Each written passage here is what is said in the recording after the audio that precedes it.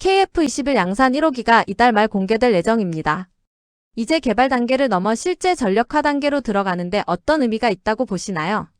KF-21 사업은 정식으로 이제 행정부 절차를 받기 시작해서 개발이 들어간 게 2015년부터예요. 그러니까 사실상 만 10년이 걸렸죠. 탄생하기까지. 근데 전 세계적으로 보면 이제 전투기 강대국이나 처음부터 개발한 나라들, 선진국, 그들 나라와 비교하면은 과연 이런 전투기가 있었나? 이게 국뽕이 아니라 제가 전투기 분야를 이제 특히 좋아하다 보니까 뭐 나름대로 개인적으로 공부하는 이제 시간 할애가 많아요. 다른 그 무기 분야보다. 제가 솔직히 말씀드려서 저는 잠수함 쪽은 좀 아주 정반대예요. 제 방송이 주로 잠수함 쪽에는 이제 잘 얘기를 안 하는 편인데 마지못해 하는 경우가 많고. 근데 전투기는 이제 면밀히 다 뒤져보거든요. 왜냐면은 과거에 제트 전투기 개발 때부터 물론 이제 독일이 먼저 했지만 그럼 뭔가 특징 다른 경우 내가 모르는 경우 있나 그거 열심히 뒤지거든. 검색으로 되는 게 아니라 많은 책들을 제가 보고 이제 사는데 원서들은 근데 이런 경우가 실제로 없었어요. 이렇게 탄탄대로로 개발했던 게 진짜 없네. 이건 국뽕 아니네. 실제는 그러면 이유가 뭘까? 뭐 기본적으로 우리 설계 관련된 엔지니어들이나 박사님들이 잘 하셨고 밤새면서 그다음에 이제 전체적으로 좀 약간 틀린 부분이 있으면 록히드 마틴이 그런 거 봐주는 역할을 해요. 록히드 마틴이 이제 사천 공장에 상주하면서 한 4명 정도가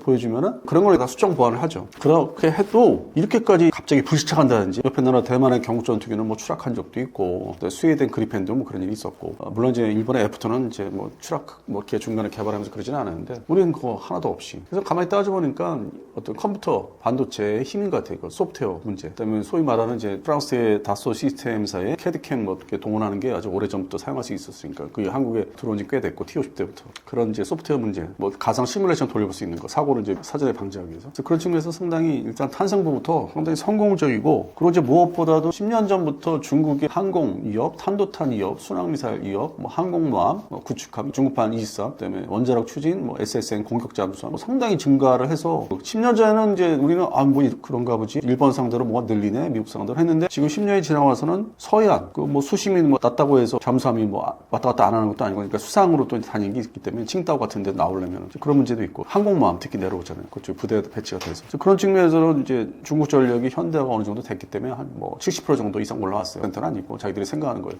그러면 그걸 견제해야 되는데 당연히 육군 전력으로 하는 것도 아니고 그러면 이제 해군 전력이 우선 최우선인데 안타깝게도 아직은 KDDX가 건조에 들어가지도 못했고 그걸 이제 메꾸는 게 해군 수중 전력.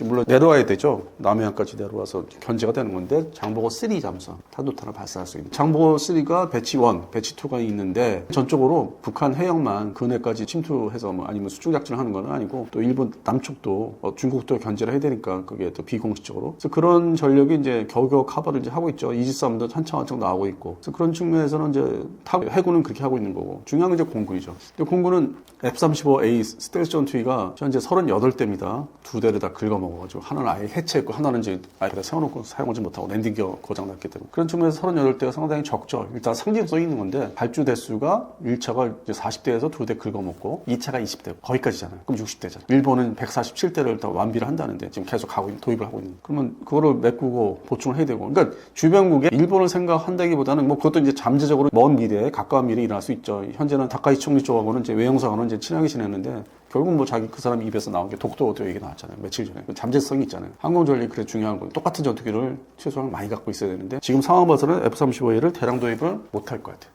해봤자 트럼프 재임 기간 중에 그 서비스 차원에서 해봤자 추가 발주해봤자 20대. 그러면은 지금의 38대 2차 발주로 이제 들어올 거예요. 내년 1월 달부터 27년. 그 20대. 그럼 60대 규모죠. 어쨌든 최초의 규모 사용 안 하는 것까지. 그다음에 20대. 그럼 80대까지가 맥시멈.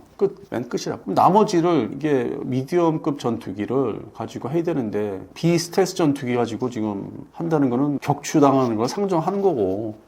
참 이게 연관이 있는 건 모르겠지만은 이번에 쿠웨이트 공군의 호넷 전투기라고 하는데 슈퍼 호넷이 아닌 호넷 전투기라고 하는데 그게 내려올 때 미 공군의 F-15E 스트라이거를 이제 뭐 작전 끝내고 동시에 편대가 내려올 때 뭔가 그 전자전 재밍을 뭐 다 껐는지 격수돼 버렸잖아요. 자기 기지로 내려올 때 취약한 공간인데 그런 측면에서 보면은 F-15E도 이제 옛날 구닥다리네. 지금의 F-15EX가 신형이고 같은 그 형제 관계에서 그런 측면에서 보면은 미디엄 전투기가 진짜 신생 그 중간급을 이제 차지하는 우리나라는 KF-11인데 미국도 이제 그 F-15E가 그런 식으로 지금 신생 뭐 4.5세대가 아닌 4.8세대 정도는 돼야 되지 않겠어? 그럼 여기서 4.8세대가 뭔 얘기냐? 일단은 나중에 진화 발전을 하기 위해서 외형이 스텔스를 딱 모방을 해서 그냥 스텔스 외형을 갖추고 있잖아요. 그럼 4.8세대인 거예요, 이건 이미. 세미 스텔스 역할을 할 수 있고, 그거를 다 어느 정도 염두에 두고 설계를 했기 때문에 기존의 4.5세대 전투기보다는 피탐되는 게 줄어드는 거거든요. 그 효과는 있어요. 그리고 이제 완벽하게 뭐 거기에 도료 문제들인지 여러 가지 이제 센서 문제 관련돼서 뭐 무기 내장도 다 종합돼서 항공기 소재도 그렇고 외형도 그렇고 뭐 칠하는 것도 그렇고 그거를 추가하는 게 블록 3거든요. 아직 뭐 나오려면 멀었죠. 근데 그 전에 진화 발전을 염두에 두고 있고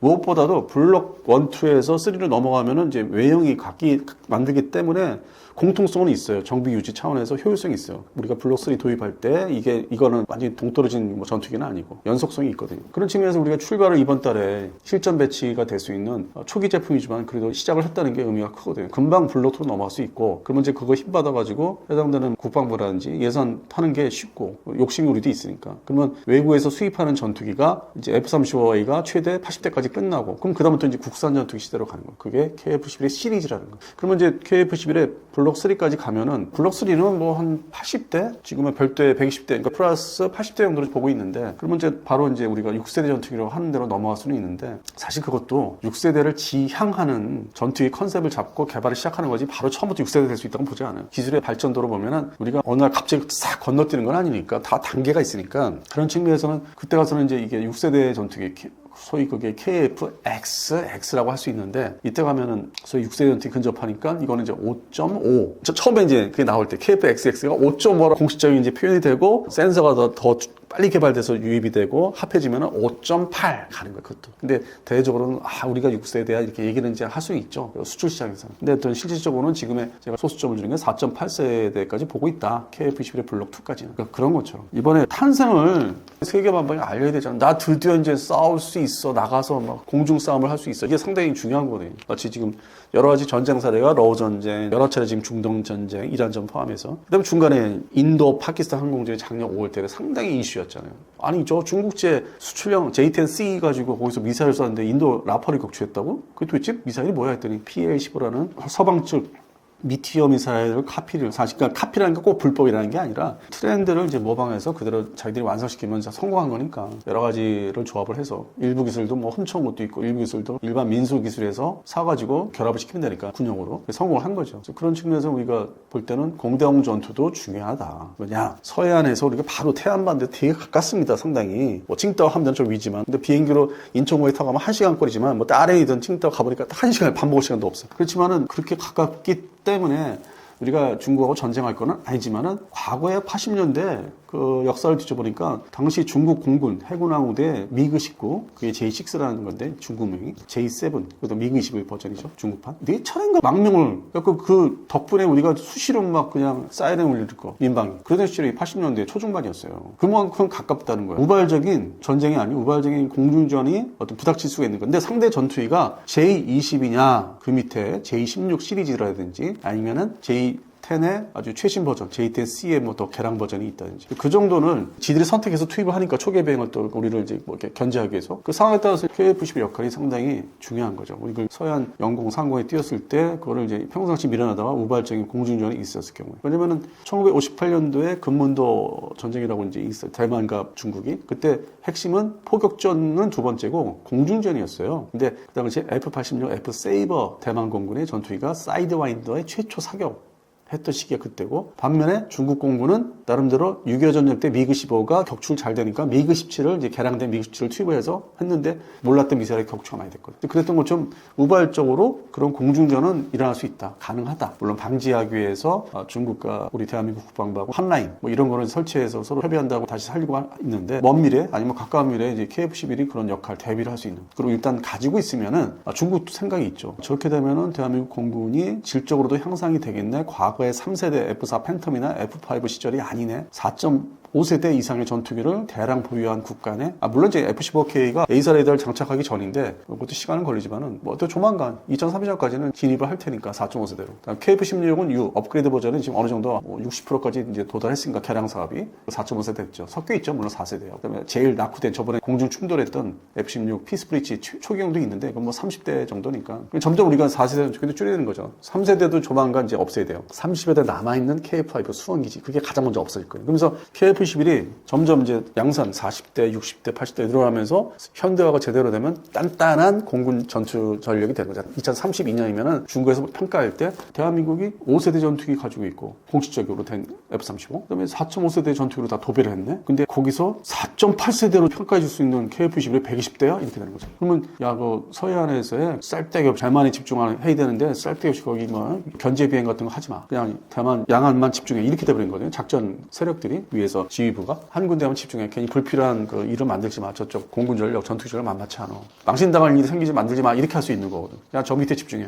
그렇게 되면은 공군 전투기 전력의 의미가 KF-21의 의미가 이런 데 있는 거거든. 아, 지금 답답해요. KF-5 진짜 자기들이 소위 월급 받고 조종사 규모 유지해야 되고 뭐 거기에 해당되는 부대 유지하고 뭐 이런 돈 받아내기 위해서 그리고 이제 외형적으로는 한반도 요새 북한의 휴전선상에서 전력 이걸 유지하려면 얘네들이 가서 그냥 멍텅구리 폭탄에도 떨구고 KGB로 떨궈야 되는데 이거라도 필요해. 그래서 다 갖고 있는 거야. 이렇게 얘기하더라고. 저희 뭐 전력 기수 얘기하는데 아니 근데 과감하게 KF-15 이제 양산 이번 달 말에 시작하면은 빨리 버립시다 진짜. 그 노전투기 2022년 1월 7일인가 그 생각만 하면 참 그 안타까운데 우리 고 심소령 소령님 그 문제 있었고 근데 거기서 끝나질 않았잖아요. 문제가 작년에 P3CK 그 평상시에 제가 말씀 많이 드렸습니다. 걔랑 그 해봤자 비행 자체가 위험하다고. 결국 4명 돌아가셨어. 그리고 평상시에 또 코브라 500MD 제발 빨리 줄여서 없애라. 저거 시대에 안 맞는 거고 노후다. 이제는 세월이 너무 흘러가지고. 근데 코브라 2분 돌아가셨잖아요. 계속 육해공 다 일이 일어났잖아요. 이게 노후 무기들은 날아다니는 거는 진짜 신경 달리 써야 돼요. 지상의 전차하고 달라요. 지상 전차는 가다가 교통사고 이동하다가 뭐 생긴 것도 있어요. 뒤집어져서 우리 징집병 뭐 순직하신 분도 있지만은. 근데 이거는 뭐 공중 날아다니는 거는 위험성이 더 존재하는 거잖아요. 그런 측면에서 이제 물론 이제 초계기나 공격 해기까지 말씀드렸지만은 KF-5 생각하면은 KF-15 빨리 등장해야 돼요. 쌍발 전투기, 쌍발 엔진. 물론 KF-5도 쌍발이지만은 단발 전투기 아니거든요. 왜냐? 그걸 기획했던 현재 이제 민간이 되신 해당되는 그 부서에 있던 초치에 기획했던 쌍발로 가야 된다. 공군 예비역 장군님이신데 그분 말씀 들어보니까 맞더라고요. 자기가 KF-15를 타고 다니는데 단발 전투기라서 너무 불안했다. 사람이 심리적인 게 이게 크게 작용하더라. 결국 확률이 높다. 그래서 자기는 강력히 주장했다. 방사청하고 이제 AD 뭐 다 전부 다 관계기관에 쌍발로 가야 된다고. 그래서 F-14 엔진이 선택이 됐죠. 그게 없는 얘기가 아니에요. 실제 존재하는 얘기예요. 쌍발 전투기가 왜 중요하고. 근데 운영 유지비는 더 들죠. 엔진이 2개니까. 획득 비용도 더 들고. 근데 일단 조종사야 일단 평상시에 초계 비행할 때 안전도 중요하니까. 그 다음에 안전이 있으면 안정화되는 거고 전력이. 그래서 그런 측면에서는 의미가 상당히 저는 아주 되게 뿌듯해요. 제가 젊었을 때 뭐 20살 때 얘기인데 어느 날 갑자기 뭐 서점을 가니까 그때 과학동화 보니까 국산 전투기 나왔습니다. 화보를 봤어요. 그게 KF-5였어요. 빨간색의 도색된 그 시절이 제가 82년도 9월 9일인가 9월달. F-5는 면허 생산한 거거든. 그래서 에이 뭐 면허 생산한 거 그냥 놔서 기쁜 게 아니라 경전투기 면허 생산이야? 팬통기도 아니고 그 당시에 팬통기 면허 생산 뭐 그때는 할 수도 없었지만은 원했던 건 F-16이었어요. 그 당시 우리 정부가. 그로부터 44년 지나니까 야 생각지 못했던 아주 완성도가 높고 안전하게 시험 비행 테스트 다 끝내서 양산 기체로 들어가는 KF-15라면 제가 이제 기쁠 수밖에 없죠. 저는 특히 날아다니는 걸 좋아하다 보니까 무엇보다도 물체가 공중에 떠 있는 거잖아요. 그래서 이제 그러면서 한편으로는 아주 사소한 걱정이 뭐 6세대까지 내가 다 봐야 되는데 제가 나이가 있다 보니까 소위 우리 한국형 6세대까지 다 봐야 되는데 건강관리 잘해야 되겠다. 맨날 이러고 다녀요. 건강관리 중요하다. 내가 KF-5도 봤지만은 더 봐야지 국산 전투기는 더 봐야지 막 이러면서 그래서 상당히 오늘 제가 웃기게 얘기했는데 그리고 심정이 그래 실제로 상당히 저는 대단한 일이에요. 이쪽에 일을 종사하면서 이것만한 일이 없는 거예요. 이 KF-15만한 이게 무슨 다른 사람들 그러더라고. 이걸 방송 보시면은 저 안성범이 저 카이의 주식을 엄청 보유하고 있다. 그런 거 절대 아닙니다. 저 주식 아무것도 모릅니다. 할 줄 몰라요. 주식에 주자 가까이 간 적 없어. 그건 오해하신 거고 그냥 전투기 그 국산 전투기라는 거 우리 국방력의 상징성 있는 거 그게 탑이 전투기라는 거죠. 물론 이제 부수적 미사일들이 이제 많이 있지 않습니까? 그런 측면에서 이번에 롤아웃 출고하는 게 대단한 역사적인 의미가 있다 말씀드리겠습니다. 현재 세계 전투기 시장은 F-35 같은 기종이 강합니다. KF-21은 어떤 시장을 노리게 될까요? F-35 스텔스 전투기는 자기들이 데리고 다니면서 전쟁을 수행할 수 있는 그렇다고 해서 뭐 공격적인 전쟁을 말하는 게 아니라 만약 유사시에 동맹들은 침공을 받았을 때 같이 상할 수 있는 공통성, 호환성, 작전 능력에서 효율성이 높은 이제 이거는 2차 세계대전 끝나고 나서 최초의 이런 공통성 있는 전투기를 미국이 마구잡이로 막 뿌린 적이 있어요. 마구잡이라는 거는 나쁜 면을 말하는 게 아니라 그냥 일단은 뿌리고 보자 했던 게 F-86 세이버 시리즈예요. 핵심은 F-86F.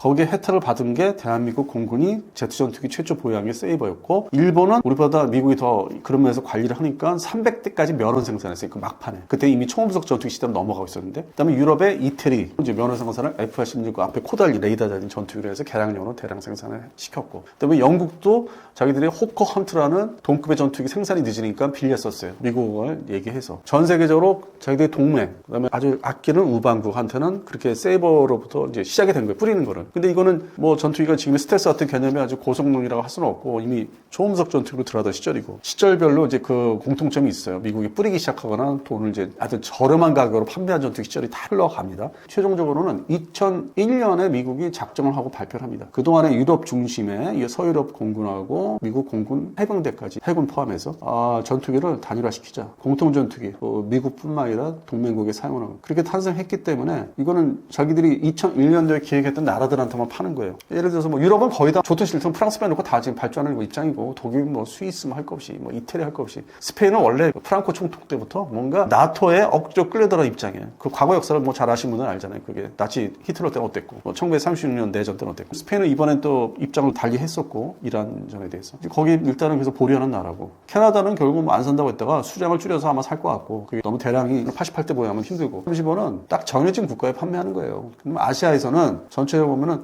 대한민국하고 일본은 원래 정해져 있었고, 판매 대상으로. F-15K 들어올 때부터 이미 보면은 더 거슬러 오면 KF-16 때부터 이미 면허 생산시킨 게 다 이유가 있는 거거든. 내가 한반도에서 공군력을 옛날처럼 다 모든 거를 투입할 수 없으니까 다른 데 가서 뭐 일을 봐야 되기 때문에 어떤 고성능 전투기를 동일시한 걸 사용하려면은 KF-16 도입을 대량 면허 생산하고 F-15K, 그러면 알래스카에 나와 있던 부대를 재정리해서 전 세계를 관리할 수 있는 부대로 본토로 끌어들이는 어떤 계획이 다 시행이 됐어요. F-15K 도입하니까. 그 다음 이제 35. 근데 35가 대량 도입은 이제 아직 못했는데, 그런 측면에서 정해진 나라이기 때문에 거기에 들어간 거고, 이제 아시아에서는 싱가포르가 이제 소량 도입하는 거. 원래 싱가포르 아끼니까 그 허브, 경제 허브고 뭐 나라 제도가 민주적이라 해서 거기서 제외되는 나라들이 많죠. 미국의 요즘 동맹 뭐 흔하게 뭐 신문기사 나오는데 그 역할을 못하고 간신배 같은 역할을 하는, 간신제 평생 개인 자리에서는 아니면 뭐 카톡이나 문자 쓸 때 간신배 국가들 분류를 하거든. 이랬다 저랬다 자기도 양다리 걸치고 빠져나가고. 간신배 국가들한테 주고 싶지도 않은 거고, 자기 말 안 듣는 나라들, 자기 뜻대로 안 가는 나라들. 한때 튀르키예가 S-400을 러시아제 도입하니까 상당히 문제가 됐잖아요. 그러니까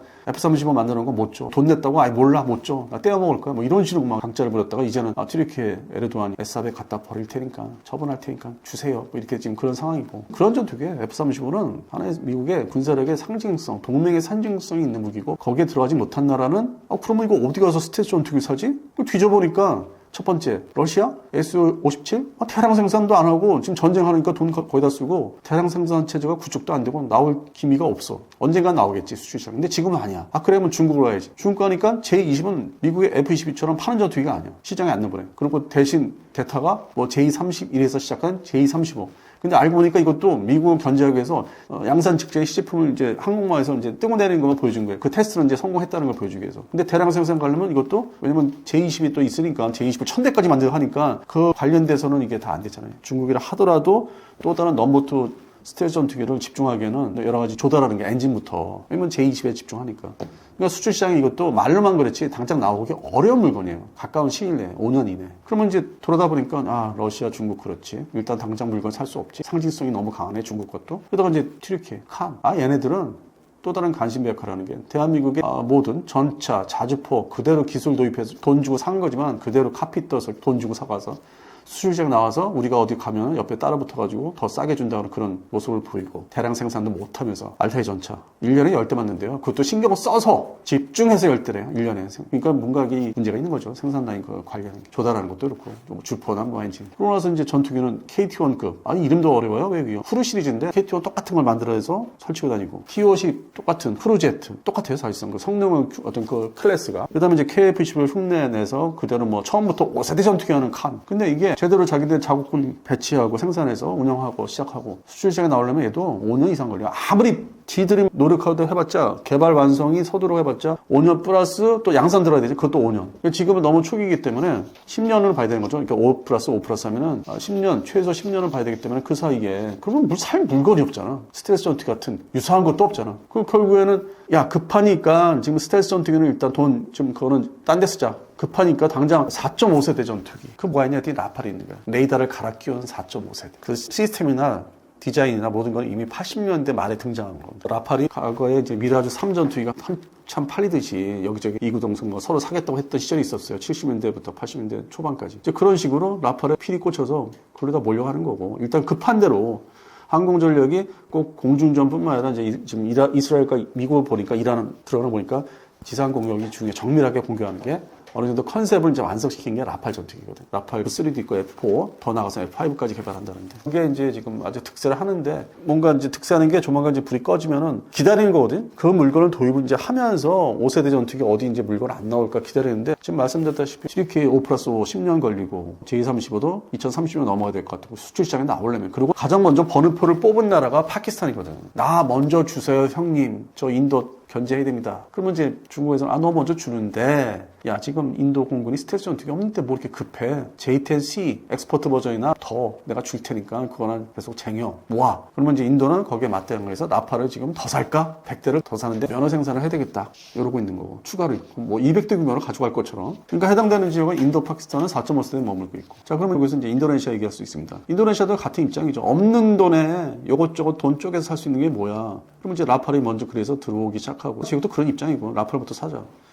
근데 대한민국하고 계약을 맺은 게 KF-21을 이제 먼 장래를 생각하고 맺었는데 생각보다는 이제 빨리 나온 거고, 근데 블록 1을 사자니 뭔가 자기들 입장에서는 완벽하지 않고 나중에 블록 2를 살려면 추가로 돈이 드니까 핑계를 많이 댄 거야. 한정된 돈을 가지고도 급한 대로 라팔에도 돈 던져주고 남은 돈 가지고 이리저리 핑계를 대면서 블록 2가 조만간 나올 텐데 그걸 블록 1부터 사야 되나? 아유, 너무 좀 낭비야. 우린 돈 없어. 그러면서 결국에는 이달 말에 인도네시아 대통령이 와서 공식적으로 우리 대통령한테 블록 2 계약합시다. 16대. 그래서 처음에는 현지에서 인도네시아의 매니아들이 자기들 국방부에서 조달 관련돼서 흘러나온 얘기 보지고 잘못 얘기한 게 대한민국 사람들은 또 분노를 유발시켰던 게 16대 사고 집어치울 것처럼 얘기했거든. 근데 사실은 자 보십시오. 16대가 소위 배치 1이라고 생각해야 돼요. 1차분, 2차분 16대, 3차분 16대. 그럼 몇 대요? 48대예요. 노림수가 있는 거야. 쪼개서 지금 T-50이나 F-50도 인도네시아나 태국 보세요. 쪼개서 사거든. 근데 필리핀은 한 번에 사갔단 말이야. 말레이시아도 한 번에 뭉청 사간단 말이야. 2차 계약도 그런 당이고. 그러니까 필리핀하고 내가 평상시에 그랬어요. 필리핀이 아시아에서 우리 우방주의에서 가장 최우수 고객이고, 두 번째 말레이시아가 결국 눈치를 보다가 폴란드가 발주를 하니까 거기에 준하는 M 버전을 그냥 한 번에 18대, 그 다음에 2차 18대 예정을 하고 있다. 그러니까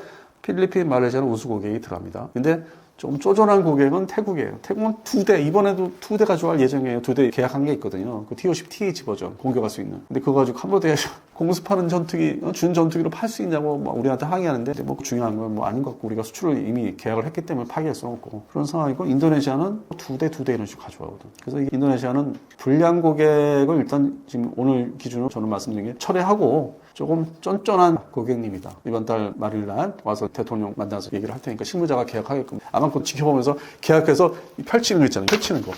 그거 하면 좋을 것 같아. 뭐 나쁠 건 없어요. 우리 대통령 서 있는 데서 이렇게 하면은 아유, 저 그동안 속색했는데 이제 하는구나 1차분. 그리고 우리 또 카이나 방사청에서 그래도 뭐 비율을 맞춰서 16 돈 다 받고 제대로 배치 3까지는 완성이 되면 좋겠다. 근데 그동안에 우리 간을 너무 봤다. 속색이면서. 그거는 반성도 하고 사과를 해야 된다. 인도네시아 국방부 쪽에서 그동안 속색해서 미안하다. 그래서 관계 회복을 그런 측면에서 해주면 좋겠고, 지금 양국 대통령 정식으로 공개 아주 대대적으로 만나서 세계적으로 한다는 거는 좋은 거예요. 이제 제대로 진입을 하겠다는 거니까 그 부분은 그동안 속상한 게 많으셨겠지만 지켜보시는 게 좋을 것 같습니다. 앞으로 중동 시장의 K방사는 어떻게 전망하시나요?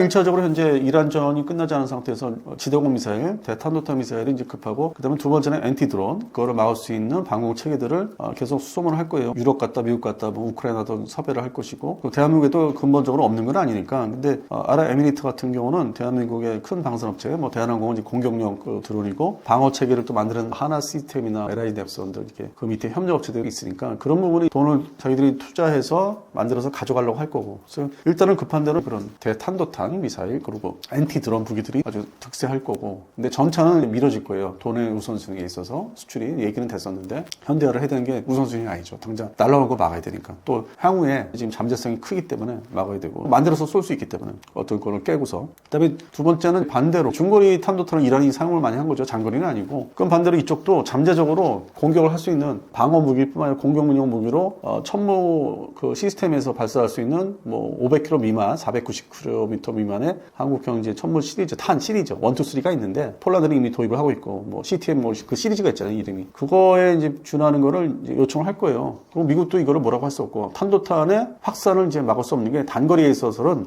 500km 미만은 이제 미국도 자기도 막을 수 없고 이번에 바레인 땅에서 이란 그 영토를 향해서 그 소위 프리즘이라는 500km 날아가는 에이테킴스 시리즈를 발사를 해봤잖아요. 영상이 다 공개돼 버렸고 그런 측면에서는 그 정도 준하는 우리 수출 품목에 정식으로 그동안에는 미국이 뭐라고 할까봐 많이 2018년도부터 그 제품을 컨셉을 만들어 놓고서 대대적으로 수출 그 시장에 못 났었어요. 그냥 눈치 보면서 어떤 협상을 상담을 했었고 미국이 탄도탄까지 바로 뭐 이럴 수 있으니까 괜히 알게 모르게. 근데 지금은 다 풀린 상태고 러우 전쟁 계기로 2022년부터 결국 폴란드가 지금 거기에 진입을 했고 그러니까 단거리 탄도탄 그리고 중동 시장까지 이제 본격적으로 얘기할 수 있다. 그 정도의 그 공격용 무기 걸프한 땅에 이렇게 페르시아만 연대 있는 나라들이 사가지 않겠나. 그거는 이제 두 번째고 세 번째가 이제 KF-21이에요. 반대로 이번에 쿠웨이트 공군의 F-18 전투기 활약한 게 뭐 C형이다 뭐 E형이다 할 수 있는데 그런 성적이 있었고 카타르가 이제 F-15QA 이게 세 번째 신생 F-15거든요. F-15EX의 모태가 되는 또 이 전투기가 Su-24를 격추하고 원래 뭐 Su-24는 시리아 내전 때도 뭐 격추당한 사례가 있으니까 F-15 이게 다 보인사 전투기죠. 그래서 일단은 자기들이 라팔뿐만 아니라 이제 추가 이제 새로운 이제 전투기를 도입하는데 미국제 전투기 도입해서 이건 뭐 잘했네 전투기도 이래서 필요한 거네. 공격용 무기뿐만 아니라 방어용 무기로도 아주 탁월하네 성능이 미국제가. 그러면서 라팔 우리 발주했지? 아니면 이제 사우디나 쿠웨이트가 유로파 타이푼 이제 도입을 하고 있고 정착이 됐고 뭐 쿠웨이트는 나머지 더 받아야 될지 모르겠는데 그런 측면에서 이제 유럽제 전투기도 괜찮고 뭐 그러면은 그 다음 전투기가 더 필요하죠. 왜냐면 노 전투기, 그러니까 구형 전투기가 또 남아있어요. 각국별로. 특히 이제 아랍에미리트가 그렇고, 뭐, 미라지 2000 같은 거. 이건 이제 시대에 뒤떨어진 거니까. 그 다음에 사우디아라비아 공군도 역시 F-15 구형이 있어요. 그 옛날 이글 전투기. 미공에서 이제 앞으로 30대밖에 안 사용 안 한다는. 그래서 그런 측면에서 대체를 하다 보니까, 그렇다고 라파를 또 사자니, 뭐, 유로파에 또 사자니 많이 살 만큼 샀고, 다른 전투기가 필요한데, 뭐, 4.5세대가 아닌 신생 4.5세대 이상, 4.8세대라고 할 수 있는 신생, 따끈따끈한 스텔스 외형을 갖고 있고 평상시에 전쟁이 이렇게 일어나지 않을 때 평상시에 홍보하기 좋고 뭔가 상대방한테 견제구를 던질 수 있는 외형을 갖춘 전투기 사실은 세미스텔스고 그럼 딱 안성맞춤이죠. 시장에 나온 거는 이거밖에 없고 그게 3월 말부터 생산에 들어가니까 올해 안에 기본 계약을 할 수 있죠. 바로 사겠다. 그래서 언제 딜리버리 진도 전달을 하겠느냐. 그러면 보통 전투기는 뭐 생산 라인에 따라서 한 3년 잡아야 돼요. 그러면 2026년도에 아주 반가운 소식이 연말에 하반기에 들린다면은 실제 인도는 2028년 이후 그건 이제 블록 2를 노린다는 거죠. 블록 2 초도 생산할 때 대한민국 공군이 납품할 때 같이 옆에다 생산 라인 동시에 깔아서 우리 것도 동시에 납품을 해줘 하면 28년에서 29년 사이 그렇게 될 것 같아요. 그래서 이번에 블록 1이 3월 말에 갖는 행사의 의미가 상당히 크고 그게 끝나자마자 인도네시아 대통령이 와서 우리 대통령을 만나서 사인하는 걸 들 때에 저도 기분은 좋을 것 같아요. 그동안에 이제 속세인 거는 일단 잊어버리고 그래서 그런 측면에서는 KF-11의 이러한 그 공습전에 이어서 이 분야의 밀리터리 분야에 또 이슈가 됐으면 좋겠습니다. 지금 중동에서는 실제 공습과 미사일 공격이 이어지고 있습니다. 현재 중동 전쟁의 군사적 특징은 무엇인가요? 미국 쪽 입장에서는 AI를 군사 용도, 지휘 통제, 결심하는데 본격적으로 적용했다. 물론 이제 베네수엘라 마두로를 이제 데려올 때부터 적용을 했다는데 그건 제한전이잖아요. 특수전이잖아요. 그다음에 아주 넓은 지역도 아니었고 한 나라의 작은 지역에 중심으로 했고 이번에는 이란이라는 나라는 좀 땅덩어리가 넓기 때문에 파괴해야 될 군사 대상물들이 너무 방대하게 펼쳐 있어. 아직도 진행되고 있고 공습이 이스라엘과 함께. 그래서 이제 AI가 이제 이번에 아주 눈에 띄는 거고 전에는 이제 막연하게 생각했죠. 일반적인 경제 분야나 학계 분야에서 기술적인 측면에서 얘기를 했는데 이게 군사 분야에서 결심하는데 시간을 엄청 단축해준다는 게 그게 이제 하나의 특징이죠. 과거에 아주 역사적인 전쟁을 다 보면은 사람들이 모여서 생각들을 얘기하고 정보를 입수한 것들은 이렇게 펼쳐서 결심하는데 많은 시간이 걸렸는데 지금은 몇 시간이면 하루 이내에 다 정리가 돼서 다시 한번 재검토하는 것까지 포함해서 그 하루 이내라는 거죠. 급하면 몇 시간 이내, 뭐 한두 시간 이내에도 결심을 이제 그걸 받아서 버튼을 누를 수 있고 지휘 통제를 할 수 있다는 게 그게 가장 눈에 띄고 있습니다. 기존의 하드웨어 무기는 되게요 맨날 보던 것들 뭐 한국말에서 발전하고 스텔스 전투기 토마호크로 좀 맨날 쏘는 거 똑같고 그거는 뭐 새로운 것도 아니고 이거는 제가 낮춰서 얘기하는 게 아니라 흔히 보던 머릿속에서 생각하던 연상할 수 있는 무기 체계니까 그걸로 하겠지 했는데 결심하는데 지휘 통제하는 데 있어서 AI가 개입을 했다는 게 이게 전례가 없는 거죠. 이 부분이. 항상 지휘 통제 부분이 이 미국도 항상 쿠션 이래로 항상 고심하던 분야고 발전을 계속 시켰고 하다못해 날아오는 미사일, 탄도탄, 순항 미사일을 제대로 교전을 하기 위해서 뭐 노스럽 그라만스의 IBCS라는 게 대표적인 물건이 지휘 통제 시스템이 등장하는데 이거는 뭐 물건 형태가 아니고 컴퓨터 시스템을 뭐 어떻게 해서 소프트웨어로 해서 하는 거기 때문에 우리나라도 뭐 사야 된다고 하니까 그걸 이제 알게 됐는데 IBCS라는 거 지휘 통제 시스템 그런 쪽이라는 거죠. 그런 통제 시스템, 결심하는 시스템을 아주 본격 적용했다는 거. 베네수엘라 마두로 할 때는 뭐 진짜 시간이 짧았잖아요. 실행하고 끝난 게 자기들 유럽까지 데려오기까지. 근데 이거는 시간이 지금 3주째 넘어가고 있잖아요. 거의 한 달을 채울 기세인데 그게 항상 타격할 대상에 대한 결심은 AI로 한다는 거. 그리고 이제 미국도 루카스라는 그 복제, 상대방의 강점인 그 들여박는 드론을 그대로 카피 떴다는 거. 떴는데 뭐 똑같은 그 성능을 보이는 건 아니고 무기체계라는 게 1차 세계대전 이후로 상대방하고 카피 뜨는데 아주 똑같이 나오지는 않더라고요. 외형이 비슷하거나 똑같다기보다 성능이 조금 떨어진다든지 뭐 예를 들어서 그 소련 시절 소련이 그 미국의 B-29 폭격기로 이제 포획을 불시착한 것들 블라디보스토크 같은데 그걸 그대로 벤치마킹 식으로 이제 카피를 떴는데 성능의 엔진 문제가 역시 해결이 못해요. 그게 TU4라는 폭격기인데 외형은 똑같은데 엔진이 똑같이 가지는 않는다는 그런 것들이 이제 차이가 있죠. 이번에 나온 미국제 드론이 루카스라는 게 그런 차이가 있고 그게 특징이고 기존 무기 체계는 동일하게 동원되고 있다는 거. 과거에 미국이 공습전을 하는 거에 비교해서 그 세력이 많지가 않아요. 나중에 공개는 되겠지만은 동원되는 게 그렇게 많지가 않은 게 역시 미국의 군사력이 점점 줄어드는 거예요. 정밀화 된다는 그 핑계 이유로. 과거 91년 걸프전에 비교하면 2월 달에 그 비교하면 수는 엄청나게 지금 이 정도로 중간에 이라크전이 있었기 때문에 그보다 내려가는 한 중 가지고 반복 사용하는 그래서 피로도가 높고 운영하는 지휘 통제가 어떻게 안 되니까 KC-135 공중급유기가 공중 충돌로 해서 뭐 사람 6명이 죽었다든지 반대로 방심하다가 이란이 쏜 탄도탄에 지상 주기하고 있고 KC-135 급유기 5대가 파손이 돼서 수리를 해야 된다든지 그래서 그런 측면에서는 다르구나 미국도 피해가 많구나 보도를 좀 억제를 하면서 선별해서 하는 것도 측면도 있고 그래서 이제 미국은 그렇고 이란 같은 경우는 죽기 살기로 드론을 날린다는 거. 자기들이 러우 전쟁 시작할 때부터 상당히 자랑했던 샤이드를 준비를 많이 했다는 게 이번에 나온 거예요. 러시아한테 판매를 하기 위해서 라인을 가동을 엄청나게 한 것 같아요. 소모전이 거의 러시아 러우 전쟁 심하니까 그걸 염두에 두고 미국을 상대로 이스라엘 상대로 준비한 거는 두 번째고 수출을 해서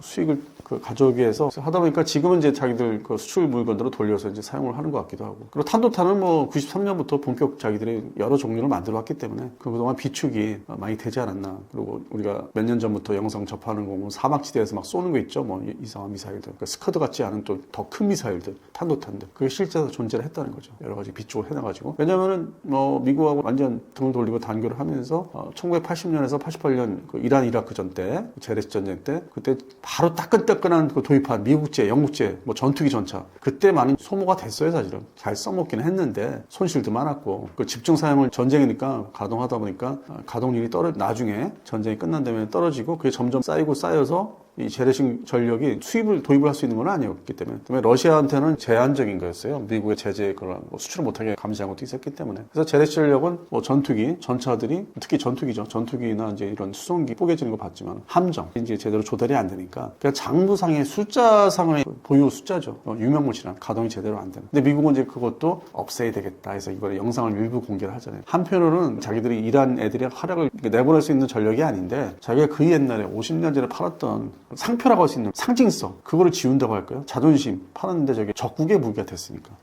그래서 심리적인 측면도 있는 것 같아요. 뭐 P3F 초계기를 오라이언 초계기를 뽀갠다든지 C-130 쏘기를 파기를 한다든지 그 장면을 골라서 그다음에 F-14 통켓을 또 연이어서 파기를 한다든지 근데 그게 활주로상에서 있는 걸 보면은 가동이 안 되는 거는 되게 옮겨놓거든요. 가동 안 되는 거는 그렇게 방치를 안 해놔요. 활주로상에 어디다 대려 숨겨놓지 쓸만한 거는 그래서 그거를 일종의 미끼, 더미 형태로 갖다 놓은 거를 이제 비싼 탄으로 인해서 정밀탄으로 파기를 하는 건데 그런 측면의 특징이 보이기도 하고 하여튼 뭐 이란군은 그 샤이드 중심으로 탄도탄 가지고 지속적으로 주변국을 다 복수하듯이 왜냐면 미군 기지가 있는 그 자기를 포위하고 있으니까 아랍에미리부터 쫙 쿠웨이트까지 포위망이 있고 요르단이 있었고 이스라엘과 친한 아제르바이잔 그다음에 그 배후에 있는 튀르키예 일부 지역 미군 기지 그다음에 사이프러스, 키프로스라고 하는 지역 그걸 골라 때린 거예요. 미군 기지가 그렇게 있지 않다고 하는 오만은 내배두니까 거기에서 우리 교민들이 탈출로가 이제 뭐 그쪽으로 빠진다든지 아니면 사우디를 건너가든지. 사우디는 대량으로 공습을 안 하는 게 대국이거든요. 그쪽 지역에.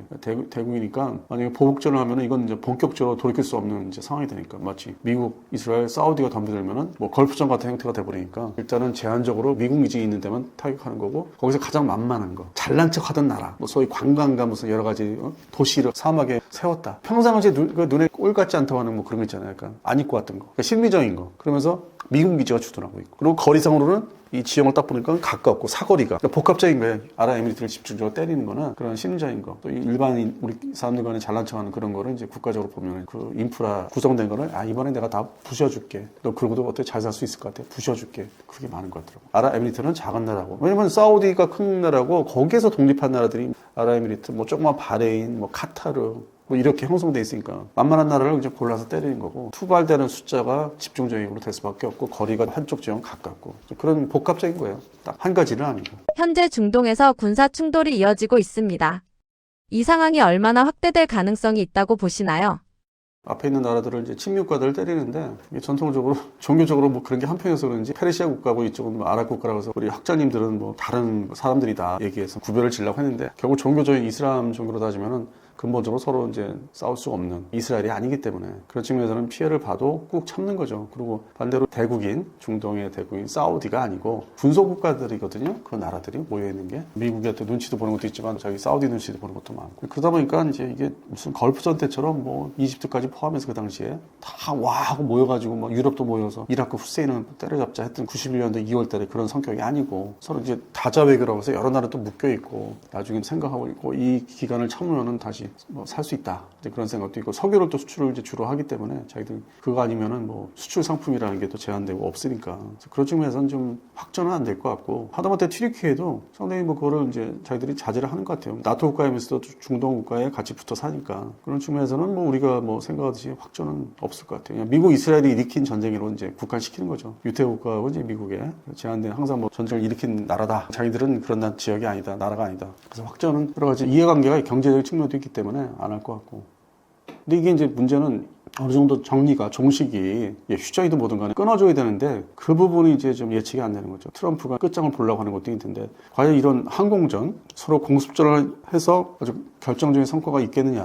뭐 그건 없을 거로 아주 전통적으로 항공전에 지속해서 성공한 사례는 사실 없으니까. 왜냐면 2차 대전 때 유럽전선은 지상군과 동시에 병행해서 들어가서 한 거니까 종식이 됐는데 베트남전은 북베트남으로 쳐들어간 게 아니고 남베트남에 있는 그 북베트남군이나 베트콩을 소통하기 위해서 한 거고 북폭이라는 게 제한적인 거고 지원을 지금 억제하기 위해서 그런 측면에서 역사적으로 이제 전쟁의 상황을 보면은 이런 항공 전력으로서 끝냈던 거는 없고 다만 이외가 이제 원자탄을 사용했던 이제 일본 태평양 전쟁 그것도 엄청난 그 희생과 피해가 많은 상태에서 끝에 가서 빨리 끝내기 위해서 원자탄을 사용한 건데 두 발을 그러다 보니까 지금 트럼프가 이란을 향해서 전술핵 저위력 전술핵을 쓸까 말까 좀 만작거린다는 뉴스 등장하더라고요. 그 부분이 이제 뭐 어떻게 될지는 모르겠어요. 그러면 또다시 2차 대전 때 태평양전 때 원자탄 두 발 쓴 거에 이어서 처음으로 저위력 탄이라고 해봤자 15킬로톤 이하? 그것도 뭐 엄청난 피해를 이제 일으켰는데 그 이하로 쓴다고 해도 그게 나중에 미국이 상당한 이제 악독한 국가로 이제 등극할 수 있기 때문에 지금 어떻게 보면 지지부진한 상황에 공습을 이제 하는데 그 많은 이란의 군사기지를 이제 기지라고 하는데 우리가 생각하지 기지가 아니라 대공미사일 차량들 있지 않습니까? 포대들 그게 나와 있어요. 어떻게 일정 부분 이제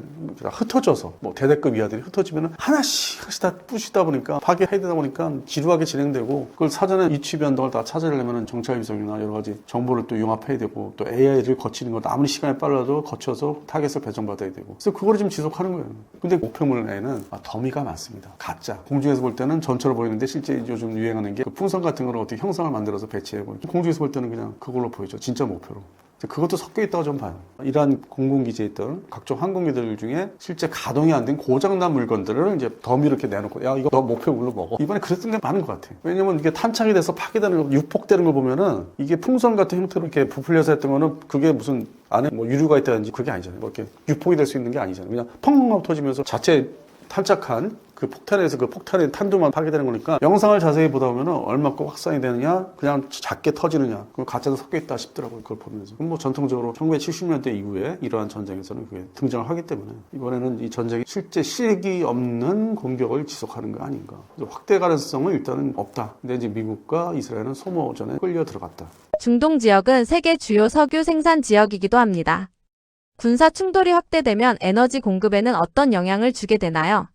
한마디로 말씀드려서 미국, 이스라엘 중심의 소모전은 자기들은 특히 이스라엘은 이번 기회에 이란의 군사 시설이나 기지나 장비들을 최대한 이제 부수어야만 자기들이 이제 전쟁 완성을 못하더라도 시간을 이제 서로 벌기 위해서 시간을 벌어서 사용할 때 소모된 폭탄들, 전국 유도 폭탄이든 미사일이든 공대지 이걸 다시 보충을 해야 되거든요. 그리고 정비도 해야 되잖아요. 지금 끊임없이 출격한단 말이에요. 근데 이스라엘 공군의 F-16, F-15, 35가 300대에서 왔다 갔다 해요. 그리고 노후화가 많이 됐어요. 왜냐면 레바논 상대로 시리아 상대로 공습전을 많이 했기 때문에 끊임없이. 그래서 사실 지금의 기체 같은 F-15라도 신형 F-15로 뭐 교체해야 된다든지 아파치도 마찬가지고 신형 아파치로 교체해야 되는지 그런 문제가 조만간 와요. 지금 발주를 했어요. 미국의 군사 원조 돈을 대주면은 그 배정된 돈 가지고 발주를 하는 거예요. 미국의 방산업체. 서로 이제 짬짬이 하는 거죠. 그게 군사 원조이면서도.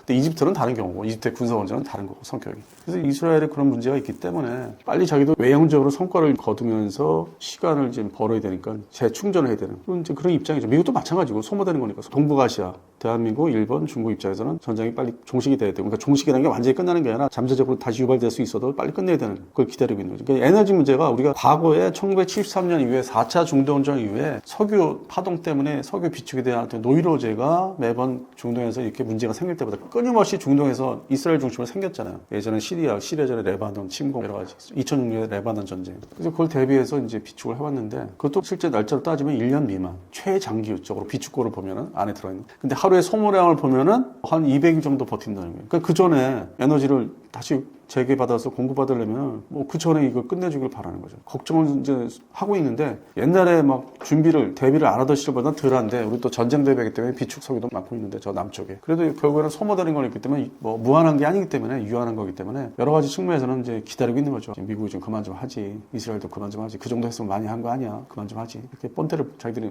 지금 본때고 이쪽에서 맞배기를 했으면은 그만 좀 하고 이란의 어떤 군사력이 예전보다는 많이 축소가 된 건데 그리고 당장 뭐 이제 저렇게 해놓으면 소위 핵무기 개발도 주춤해가 멈추고 있을 텐데 결국에는 뭐 이란이 근데 핵무기 개발은 끝끝내 할 것 같아요. 입장을 바꾸는 생각하면은 사실 원안에 사무친 거기 때문에 이란 입장에서. 근데 어쨌든 석유 공급망이 이렇게 공급되는 게 차질을 빚으니까 국제적인 여론이 반대로 트럼프 행정부나 이스라엘 쪽에서 그만 끝내지 이제 이렇게 발전이 될 거예요. 여론 지금은 눈치를 많이 봐요. 참여를 해라. 뭐 우리 청해부대 가야 된다. 뭐 되레 압박을 하고 너 이거 참여를 안 하면 넌 배신자야. 배신자한테는 그만큼 복수를 할 거야. 뭐 추를 수입하는 거 다 끊어버릴 거야. 경제 제재를 알게 모르게 해버릴 거야. 관세 완전히 올려서 폭망시킬 거야. 압박, 협박을 하니까 눈치를 보고 있는 상태인데 이게 뭐 계속될 수 있는 건 아니고 그 에너지 공급 문제 때문에 근본적으로 그 옛날부터 70년대부터 미국도 똑같이 이걸 겪고 있는 거고 뭐 말로는 베네수엘라를 이제 한 대 정리를 했으니까 거기서 가져오겠다. 뭔지 그런 얘기도 하고 정황되면 러시아에서 나오는 뭐 석유도 가져오겠다. 근데 그것도 공급망 자체나 수량 자체가 가격 대비 브렌트유 뭐 저쪽에 뭐 국회에서 하는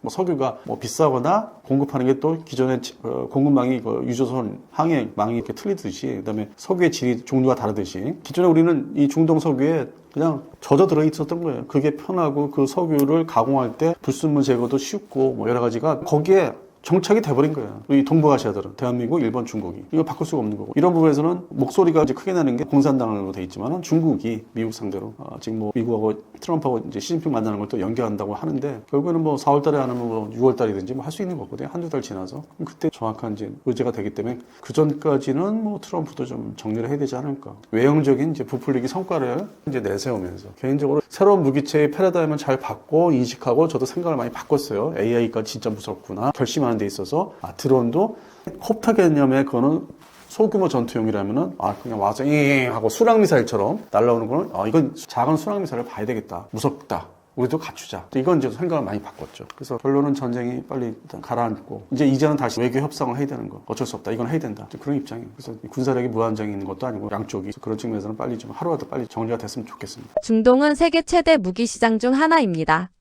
한국 안보나 방산 산업에는 어떤 영향을 줄 수 있을까요?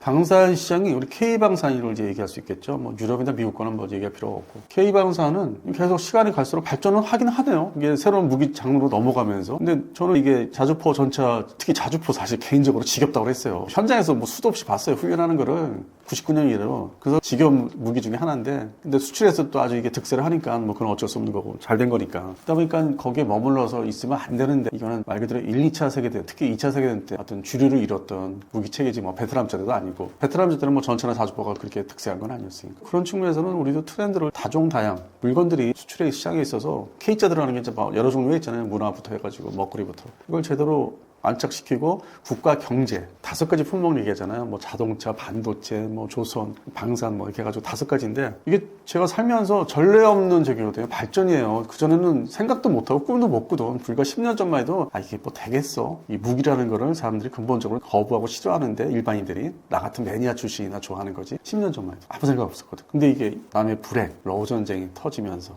그러니까 러우 전쟁이 22년도 였는데 그 전에 21년도 8월 15일 날 공식적으로 아프가니스탄에서 미군 철수했잖아요. 그러니까 21년도 8월 이후에는 아무 생각이 없었어요. 아, 이제 저것도 끝났고 급히 거기서 빠져나왔으니까 쓸모없다고 그 지역이 미국한테. 바이든 정부 때고. 아, 그러면 앞으로 우리는 뭐 이거는 군사 분야는 좀 어떻게 우리 내수만 열심히 뭐 신경 써야 되겠지. 저런 비정규전 형태의 대규모 비정규전 크게 뭐 지역이 넓게 해서. 자, 그럼 우리도 이제 새로운 걸 다시 준비해야 되나. 뭐 그러던 모색하던 차에 2022년 1월부터 러시아가 우크라이나를 쳐들어가는 만에 뭐 위성에서 보니까 설마 쳐들어가겠어. 러시아도 뭐 지금 한계가 있는데 군사력이. 근데 실제로 들어가다 보니까 급한 게 이제 전차 자주포, 우크라이나군이 전차 자주포, 러시아군은 얼마큼 있는데 이제 비교를 해야 되잖아 데이터를. 그렇게 시작하다 보니까 뭐 소모율이 엄청나고 모자란다 그러고 소위 탈냉전 91년 12월 달에 소련이 붕괴되면서 그런 전통적인 무기는 계속 줄여오는 추세였고 그게 정점이 이룬 게 2015년대에 자주포뿐만 아니라 전차를 줄이는 이제 시점에 올라와 있어. 그러다가 22년 2월 24일 후에 우리나라 기준으로는 이제 여름 때죠. 여름하고 가을 때 터지면서 잘 이제 이어졌는데 F-50까지 포함해서. 근데 뭐 그 2022, 23, 24, 25 중동전, 이란전 이번에 2월 28일 터지기 전까지는 아니 자꾸 이게 맨날 뭐 소위 유튜브 방송에서도 자주포만 그냥 지겹도록 얘기해야 되니까 아주 식상한 정도가 아니라 지겨운 정도였거든요. 이게 수출 무기지만은 아니 다른 물건은 우리가 안 팔려? 뭐 안 된대? 그러면 뭐 전투기가 꼭 뭐 등장해야 되는 거야? 보람의 전투기가? 근데 물론 이제 다행히도 그 직전에 작년 중심으로 이제 사우디 뭐 이라크 뭐 수출 계약을 했잖아요. 천공2가. 근데 이제 그거는 납기를 해야 되는 거니까 그 패러다임 트렌드가 전차 자주포도 확 넘어간 건 아니거든요. 납기를 하면서부터 이게 시작이 본격되는 거니까. 전차나 자주포도 그랬으니까 초기에는 기분이 좋다, 잘 됐다 이런 정도. 주시장이 뭐 그쪽 회사가 높게 올라간다. 그 정도였는데 납기를 이제 기다리다 보니까 그러면서 전쟁이 이제 딱 터지니까 실전 투입되니까 무기 체계는 지금의 자주포도 그렇고 전차도 그랬지만 실전 투입이 간접적으로 뭐 돼야 되는 거죠. 훈련에서 보여주는 모습을 두고 다른 나라 장비와 경쟁을 한다든지 뭐 실전 훈련은 대비한 훈련이라도. 근데 이거는 바로 이제 실전 투입된 거니까 과거에 10년 전에 그 해당되는 밑에 지역에서 예멘 반군, 후티 반군 때문에 사용했던 비공식적으로 사용했던 현궁 대전차 미사일 그게 각광을 받았듯이 이제는 회사가 하나 에어로스페이스에서 넘어가는구나. LIG 디펜스 앤드 에어로스페이스. 그래서 트렌드 파라다임 바뀌고 있구나. 이제 미사일이다. 근데 지대공 미사일이야. 그리고 실제 시장에서 인도 파키스탄 항공전 때문에 별도로 곽강받는 건 공대공, 장거리 공대공 미사일. 거기 같이 팔려고 하는 게 단거리, 신형. 또 우리 이제 개발도 시작했네? 뭐 2032년도에 물건을 만들어볼 수 있다고 수출 시장에 내보내거나. 그런 측면에서는 이게 실전에 투입되면서 인기 품목으로 등극을 본격적으로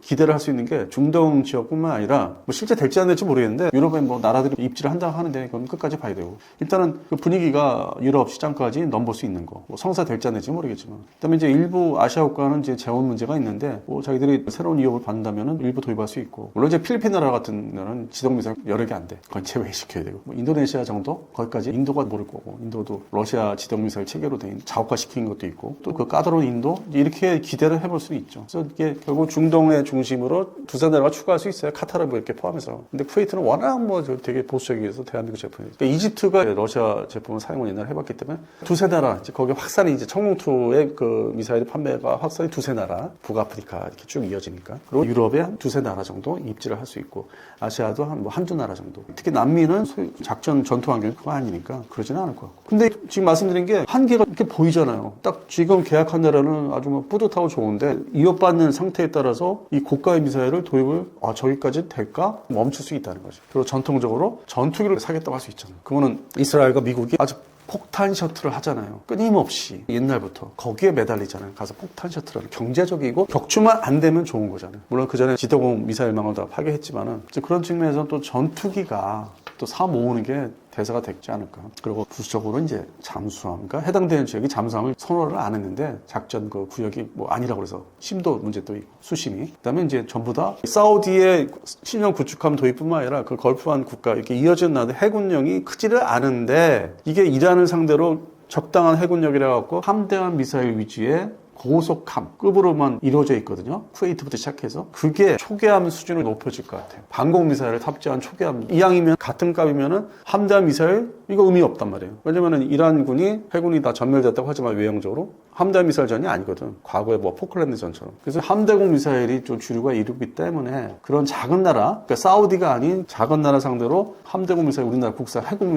미사일도 뭐 사거리나 정밀도를 높이기 위해서 투로 지금 준비를 하고 있는데 급한 대로 이제 해공도 사거리 15km니까 상징성도 있잖아요. 가죽 있다 없다 차이가 있기 때문에. 우리나라가 뭐 함정 뭐 건조하는데 수출용 함정 건조 잘 할 수 있고 뭐 HD 현대 중심으로 그런 측면에서는 이제 뭐 한 2,000톤 미만의 어떤 함대공 미사일 탑재한 함정을 이제 그쪽에 세일즈를 해야 되지 않을까. 물론 이제 이란의 반발도 좀 보이긴 하는데 앞서 말씀드린 대로 이제 에너지 공급망이 그쪽 지역도 있고 이란한테도 수입하는 것도 있고 되게 복잡해요. 사실 이란의 눈치도 봐야 되는 것도 있고 해서. 근데 어쨌든 사우디아라비아의 잠수함이나 구축함급을 수출하는 시작되면은 그 주변국에 적당한 사이즈의 그런 단거리 함대공 미사일 탑재한 거라도 팔아보는 시도를 할 것 같은 생각. 그러니까 해당되는 지역의 무기 종류가 품목이 이제 바뀌는 게 보여요. 이제는 전차는 당장 주된 물건이 아니기 때문에 아닐 것 같아요. 아쉽게도 전차 안 살 것 같아요. 그냥 있는 거 그냥 써. 지금 방어 무기가 더 중요해. 전차는 말 그대로 부닥치는 공격 무기의 일종에 쳐들어갑니다. 이거를 해당되는 업체들이 면밀히 주시는 하고 있을 거예요. 뭐 저만 아는 내용이고 상식은 아니니까. 아니 좀 더 제가 요즘에 말하는 게 1단계를 벗어나서 1.5단계로 넘어서고 있고 그래서 또 해군 무기들이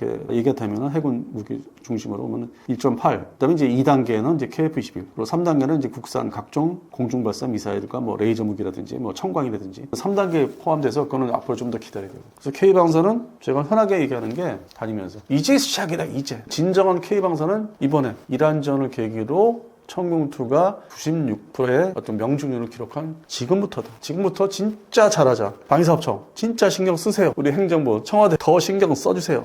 이거 진짜 우리 국가 경제에 이바지합니다. 품목을 골고루 다 들여다봐야 돼. 실무자는 이것도 한번 던져볼까? 팔아볼까? 이것도 한번 제시해볼까? 육해공 해병대 무기 전부 다. 그래서 신경을 써주시면 좋겠어요. 저도 시간 날 때마다 제가 한국 무기연강 만들었지 않습니까? 제가 만들었고 그 품목 거기 다 있잖아요. 리스트잖아. 열심히 봐요. 요거 다음에 요게 가능할까? 저도 이게 K방송의 재미가 들린 거예요. 이게 남의 불행이지만 전쟁 다른 지역에서 그런 측면에서는 이런 얘기하면 죄송한 얘기인데 다른 나라 사람들한테는 무기 수출 즐겁다고 생각하고 이제 혼자 하긴 해요. 안 하는 거 아니고 진짜 이게 방산업체들 진짜 잘한다 뿌듯하다. 그래서 제가 오늘 말씀드린 것 중에 한국형 K샤이드 그게 내용적으로는 이제 생산업체는 대한항공이잖아요. 대한항공이 이제 그동안 고생도 했고 뭐 제 개인적으로 질타도 많이 했어요. 중고도 무인기 때문에 그게 물론 이제 ADD가 좀 개발 요구도를 너무 높여서 실패한 것도 있고 기술적으로 이제 대한항공도 좀 못한 것도 있지만 그걸 다 잊어버리고 그건 뭐 7, 8년 전의 얘기고 이제부터 대한항공도 좀 열심히 할 수 있고 잘할 수 있다. 대한항공 방산사업부 제가 응원 이제 해드립니다. 이제. 최근 전쟁에서는 드론이 중요한 무기로 등장하고 있습니다. 드론 위협은 어느 정도 수준이라고 보시나요? 현재 이란 전쟁이 3주째 진행되고 있는데 이게 이제 대세를 거슬 수 없는 게 이란이 본격적으로 드론을 주력 무기로 이제 사용하기 시작했죠. 근데 이 드론이라는 게 개념이 획기적인 뭐 방어 무기로서 아니면 공격 무기로서 등장을 이제 한 거는 러우 전쟁 2022년 2월 24일 시작된 러우 전쟁에서 초기에 봄을 지나서 이제 여름 때부터 본격 이제 사용을 했는데 특징은 이제 이 우크라이나 쪽은 사실 이제 우리가 영상에서 많이 이제 접하고 있는데 채공 드론 그래서 공중에서 뭐 수리타이나 이제 뭐 박격포탄 같은 작은 이제 폭탄 을 떨고는 정밀하게 투하하는 이제 채공하면서 중심이었는데 어느 정도 시간이 지나니까 러시아 쪽의 반격, 드론의 반격은 이란에서 수입한 샤이드 이게 이제 비행체 일종의 공중 채공이 아니라 비행을 해가는 거죠. 자세히 보면은 엄밀하게 얘기해서 이제 그동안에 순항 미사일이 이제 제트 엔진 그런 식으로 해서 비행을 하는데 아음속으로 이거는 이제 프로펠러 값싼 프로펠러 뭐 시속 한 180에서 200km짜리 그 사이를 이제 오가는 소형 프로펠러 사용해서 비행을 해서 가서 그냥 첫 박는 그 건물 특히 빌딩 현대 20세기 이후에 빌딩들이 많이 이제 생겼으니까 여기저기 수평으로 타격하는 이제 그 형태를 많이 보여줘서 그걸 다 묶어가지고 이제 드론이 이제 대세다 이제 얘기를 했었죠. 한 뭐 3, 4년 동안 진행됐고 그런데 이제 우리 대한민국에서는 이제 우리 국방부에서 보고서 우리도 무기 체계를 이제 좀 개편하고 이제 추가를 해야 되는 입장이니까 이제 급하게 부대가 만들어지고 이제 시범 부대가 생기고 최근까지 이제 언론을 불러서 보여주는 거는 채공 드론 중심 그다음에 거기에 소총을 이제 장착한다든지 주로 이제 떨구는 콥타 개념의 그 채공 드론 중심이죠. 근데 그것도 정식 무기 체계로 채택되기보다는 업체들이 우후죽순에 중국산 부품을 수입해서 만드는 그런 이제 콥터 개념의 채공 드론이 이 시장을 장악하고 있기 때문에 그 부분을 이제 대기업이 진입을 해야 되는데 방산 대기업이 아직 그 전 단계를 보이고 계속 뭐 3, 4년 동안 검토하고 있기 때문에 우리 대한민국에서는 아직 그게 본격 부대 배치라든지 생기지는 않았고 여전히 우크라이나 러우 전쟁에서는 이제 그걸 계속 사용하고 있고 근데 이게 마치 진격을 하기 위해서 사용하는 무기보다는 하나하나 찾아내서 죽이는 개념이기 때문에 엄밀히 말해서는 게릴라전 같은 그 양상을 띠고 있죠. 서로 밀고 당기는 게 마치 베트남전 때 봤던 이제 그런 형태, 하여튼 폭함을 가지고 공중에서 내려다보면서 떨구는 방식이기 때문에. 그런데 이번 이란 그 항공전, 공습전을 보면은 미국 입장에서는 토마호크 크루즈 순항미사일, 전통적인 순항미사일, 그 아음속의 순항미사일을 주로 타격용으로 사용하면서 공중에서 전투기나 공격기 아니면 이제 폭격기가 동원돼서 정밀 유도폭탄을 떨구는 공대지 미사일 중심도 아닌 정밀 유도폭탄을 떨구는 전쟁으로 지금 양상이 바뀌어 있고 수많은 목표물을 다 찾아내기 위해서 AI가 본격 적용이 된다는 거. 베네수엘라에서 마두로 잡아낼 때는 이제 그건 특수전이었고요. 주변 방공망을 제압하기 위해서 지금의 이란 지역보다는 넓지는 않았고 제한적이었죠. 집중적으로 베네수엘라 수도를 중심으로 이제 방공망을 침묵시켜야 되기 때문에 약간 양상이 다르고 이란 항공전은 이제 본격 AI가 군사용으로 이제 등장하는 건데 아직은 이제 이게 목표물을 신속하게 찾아내는 그런 계통. 그럼 좀 지나면 이제 지휘 통제까지 넘어갈 수 있는데 본격적으로. 근데 우리가 영화에서 보듯이 뭐 AI가 이제 그렇게 진화 발전해서 스스로 뭐 판단해서 핵폭탄을 누르는 단계는 좀 더 시간이 지나면 뭐 기다린다기보다 시간이 지나야만 이제 그게 현실화될 수 있는. 그래서 아직은 그 단계까지 간 것 같지는 않고 그 직전까지 와 있다는 거. 미국 입장에서는 이제 그걸 도입을 했고 적용했고 그다음에 그대로 상대방의 무기, 강점인 무기의 카피판인 지금의 미국 AI 플러스 루카스, 그러니까 미국판 샤이드. 그게 이제 AI하고 이제 지휘 통제할 때 목표물을 찾아야 되니까 결정하고 그래서 루카스를 이제 보내고 토마호크로 사격하는 그런 형태로 지금 진화 발전돼 있고 이란은 과거에 1980년에서 88년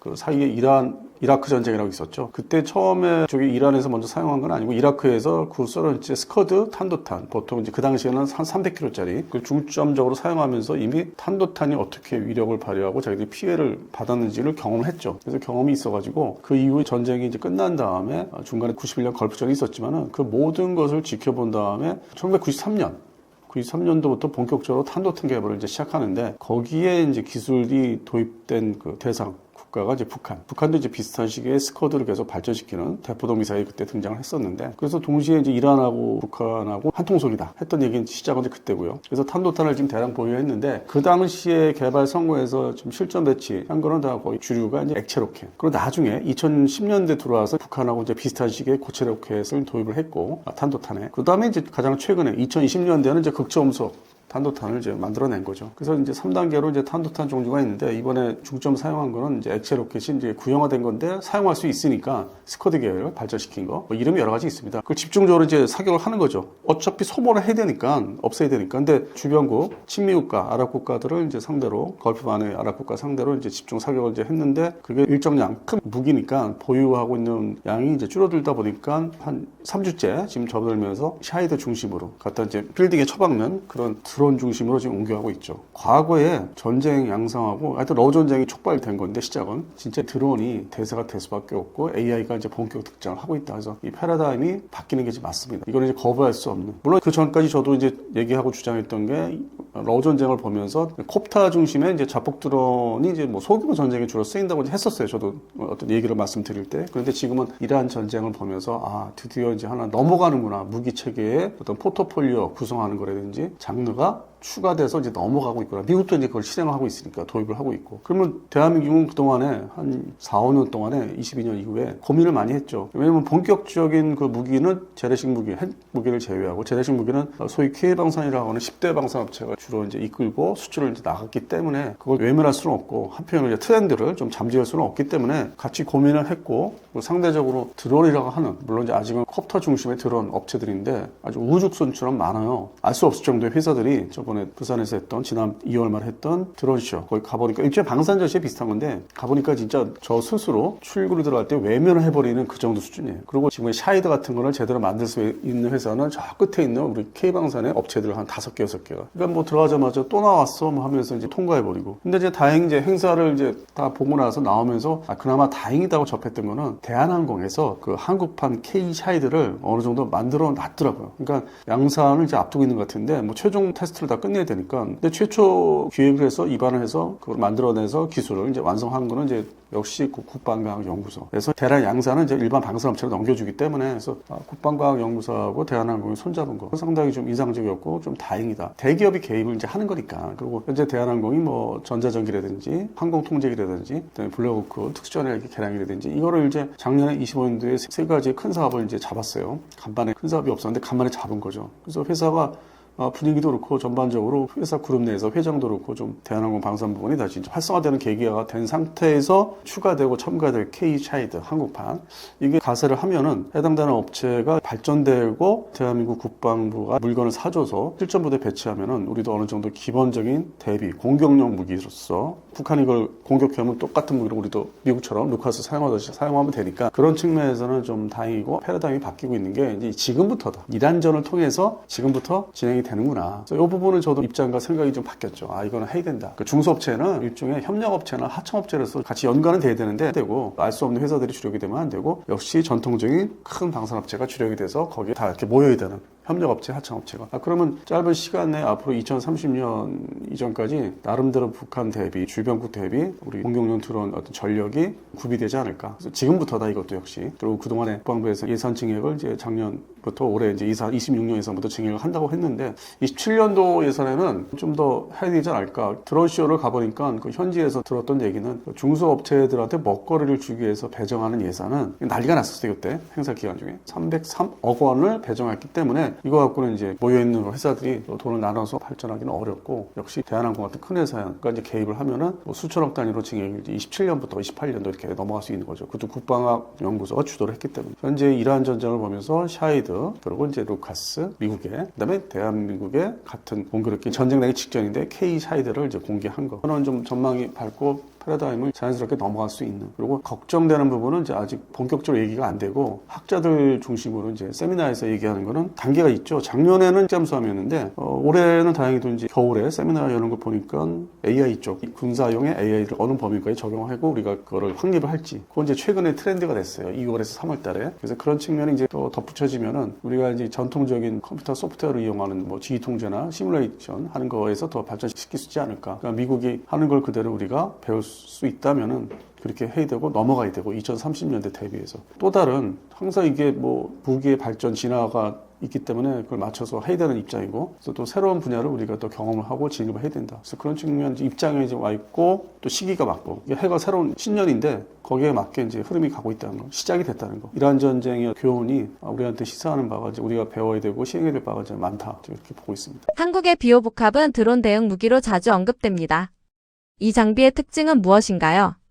비호복합이라는 게 기획이 된 게 처음에는 이제 미사일이 결부된 건 아니고 이제 대공 기관포 30mm 기관포인데 국내 생산을 하죠. 그다음에 차체는 K200 그 장갑차 일종 계열로 된 거고 그거를 이제 결합을 시킨 건데 모방을 할 수 있었던 벤치마킹할 수 있던 대상은 이제 유럽의 게파르트 그거를 이제 많이 참고를 했죠. 형태를 어떻게 되는지 가동을 시킬 수 있는지 독일의 게파르트도 나중에 냉전 말기나 이제 냉전 끝난 다음에 탈냉전 초기에 미사일을 장착해요. 스팅어 미사일을. 복합이 됐죠. 대공무기가. 기관포로 안 되는 거는 이제 미사일을 쏠 수도 있고 미사일을 해서 안 되면 돌파하는 적 항공기를 이제 격추하는 건 기관포가 담당하고 상호 보안적인 측면에서 이제 탄생물 무기 체계이고 우리는 단계적으로 처음에는 일단 플랫폼부터 확보를 했죠. 그래서 이제 비오 시스템, 자주화된 비오 시스템이 등장하면서 그 다음에 예산을 이제 만들어서 받아서 미사일, 신공 미사일을 이제 포드를 장착하는 양쪽 측면에. 그래서 이제 급한 대로 우리가 육군에서 이제 방공부대에서 도입을 했는데 이게 기관포 구경도 그렇고 30mm, 왜냐면 게파르트는 35mm인데 그러니까 화력이 뭔가 좀 약하지 않느냐. 그리고 신궁에 대한 것도 믿음이 가기 전이었고 근데 탄생이 됐죠. 2018년도 전후로 해서 실전 배치 들어갔는데 그리고 해외 수출을 이제 우리가 좀 나가다 보니까 중동 시장이죠. 뭐 사우디라든지 문제가 됐던 게 기관포 사거리에 좀 약간 그 미묘한 짧은 거 두 번째는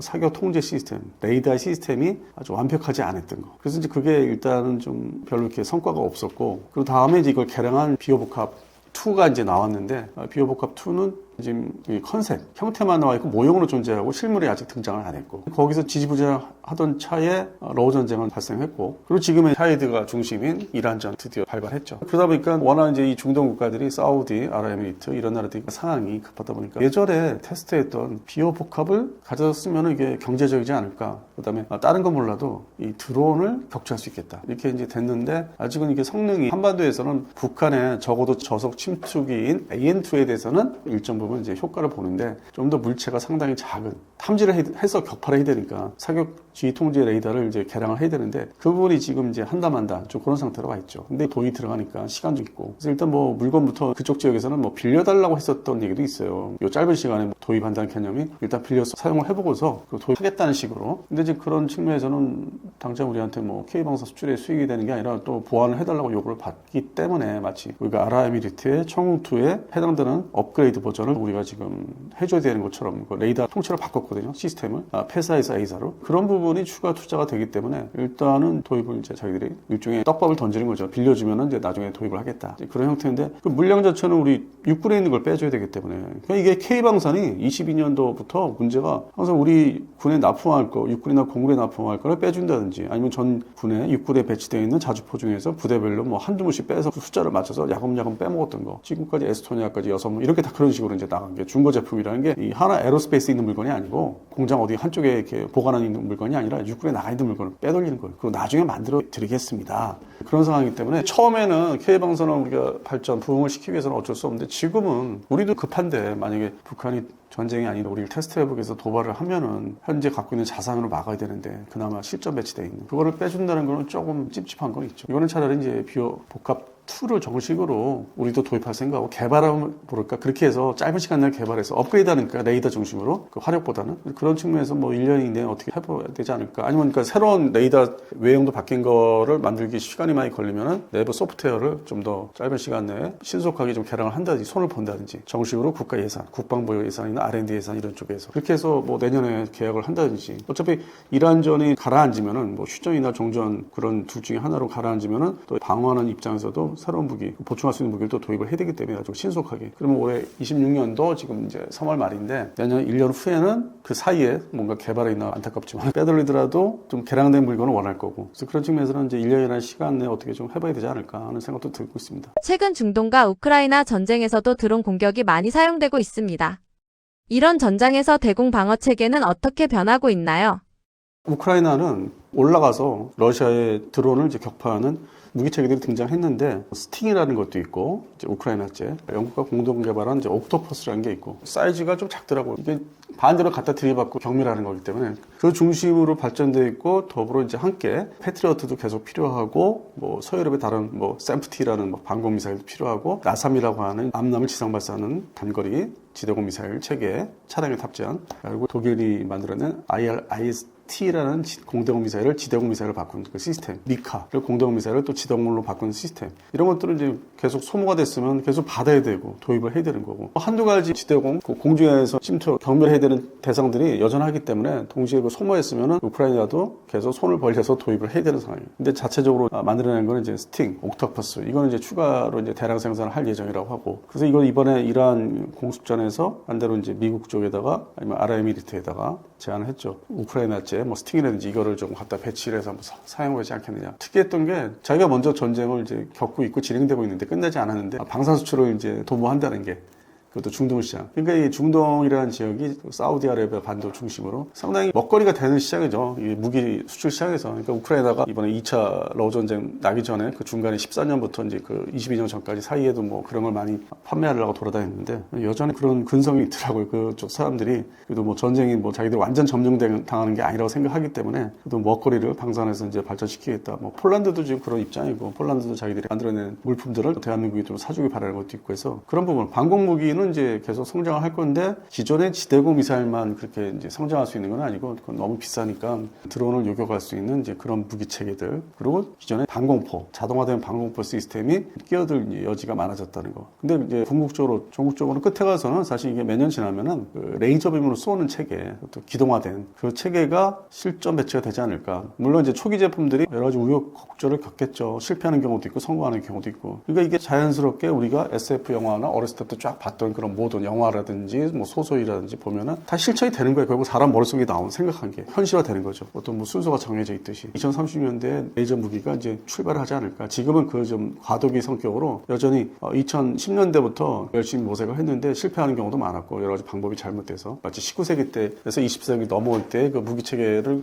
모색을 했던 게 결국 20세기 초에 1차 세계대전 때 다 현실화됐던 것처럼 그런 측면에서도 결국 2030년도 들어가면은 다 이렇게 추가될 것이다. 그러니까 점점 무기 종류, 무기 체계의 장르나 포트폴리오가 점점 계속 늘어나는 거예요. 국방비라는 게 웬만한 나라에서는 이걸 다 구비할 수 있을까? 확보할 수 있을까? 우리나라는 되겠죠, 미국이나. 근데 이렇게 못 사는 나라들이 과연 이런 걸 다 구비하려면 참 힘들겠다. 그래서 경제적인 측면도 있는 거예요. 무기 체계가 늘어나면 늘어날수록 그걸 다 확보를 해야 있고 어떻게 비중을 둬야 되겠죠. 어떤 무기가 더 중요하니까 거기를 더 수량을 더 확보를 한다든지 그렇게 됐고 어느덧 패러다임이 이런 샤이드 종류의 드론 시대로 넘어가 있고 그 전에는 UAV라고 했던 뭐 미국의 리퍼 그러니까 큰 사이즈의 채광하면서 이렇게 요격 같은 사람을 죽이는 그런 시대가 대테러 전쟁 때 뭐 아주 성행을 했었죠. 미국이 중심으로. 그래서 그거를 많이 이제 흉내냈던 나라가 대표적으로 이제 튀르키예가 비슷한 걸 만들어냈고 그래서 수출에 저희들이 많이 이익을 봤었고. 근데 다시 과거로 돌아가면 2002년도 제 기억으로는 우리 월드컵 할 때 미국, 유럽 유명한 그 방산업체 항공기 분야의 방산업체들이 제트 엔진을 장착한 그러니까 UCAV라는 거를 당장기에 현실화됐듯이 많이 발표를 했고 시대가 바로 바뀐다고 했는데 아직 그쪽은 그렇게 유행이 안 되고 있습니다. 그러니까 마치 레이저 무기처럼 이게 더 개발 발전을 시켜야 되는 거. 그래서 현재 지금 이런 값싼 샤이드 드론이 대세긴 하지만은 못 사는 나라, 그러니까 무기가 좋은 무기가 없는 그런 측면에 나라에서는 등극을 해서 유행을 이제 하지만은 반면에 그런 UCAV 거기다 결부된 유무위복합이라는 거죠. 그 체계로 넘어가기 전이고 아직은 완성이 안 된 거고 미국조차도. 뭐 중국은 이제 미국을 상대로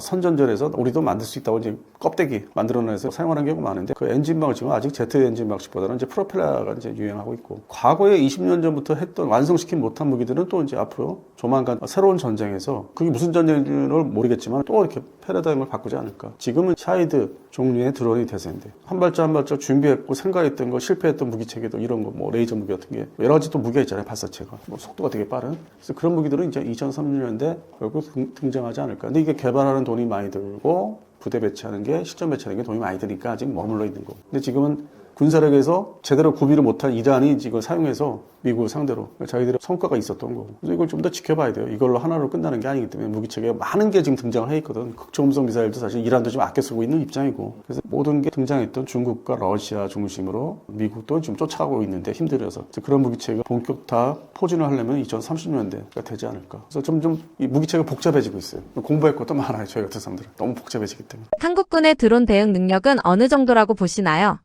현재로서는 AN2라는 북한의 적어도 저속 항공기를 대비해서 만들어진 지금 대응 체계이기 때문에 일부 사람들은 휴전선은 넘을 수 없다. 이제 그러는데 북한도 우리가 영상 조금 찾아보시면은 또 몇 년 전을 거슬러 올라가면 북한도 AN2를 개량을 많이 해요. 항법 장비를 추가를 한다든지 뭐 무장을 단다든지 나름대로 이제 손을 보는 거죠. 정비를 더 해서 외부에 알려진 300대의 모든 AN2가 그 정도의 능력은 안 되고 이거를 이제 DMZ에서 돌파하기 위해서 야간에 적어도 저속 그래서 아마 소수 정예로 이제 줄여둔 것 같은데, 뭐 300대로 알려있으면 한 100대 미만으로 혼란을 주기 위해서 이제 그거에 대응해서 우리는 적어도 대공 방공 무기 체계를 발전시켰고, 과학 장비 중심으로 우리가 흔히 서울 시내에서 볼 수 있어요. 유심히 타고 다니다 보면은 주요 거점에 광학 장비들을 거치대에다가 세워놓고 이제 감시하는 게 나왔고, 북한이 소형 정찰 드론을 이제 2014년부터 보냈고 도발을 했기 때문에 그래서 그거를 놓칠 수 없다 해서 일단은 전자광학 장비를 이제 설치를 했고 급한 대로. 두 번째는 이제 적어도 방공 무기 체계에 추가된 게 차량용 30mm 대공포 차량, 이 1000호라고 그러죠. 그래서 이게 지금 등장을 또 했기 때문에 많이 이제 실전 배치를 서울 그 수도권 방공 육군 중심으로 많이 배치했고 공군 기지에 또 그게 들어갔어요.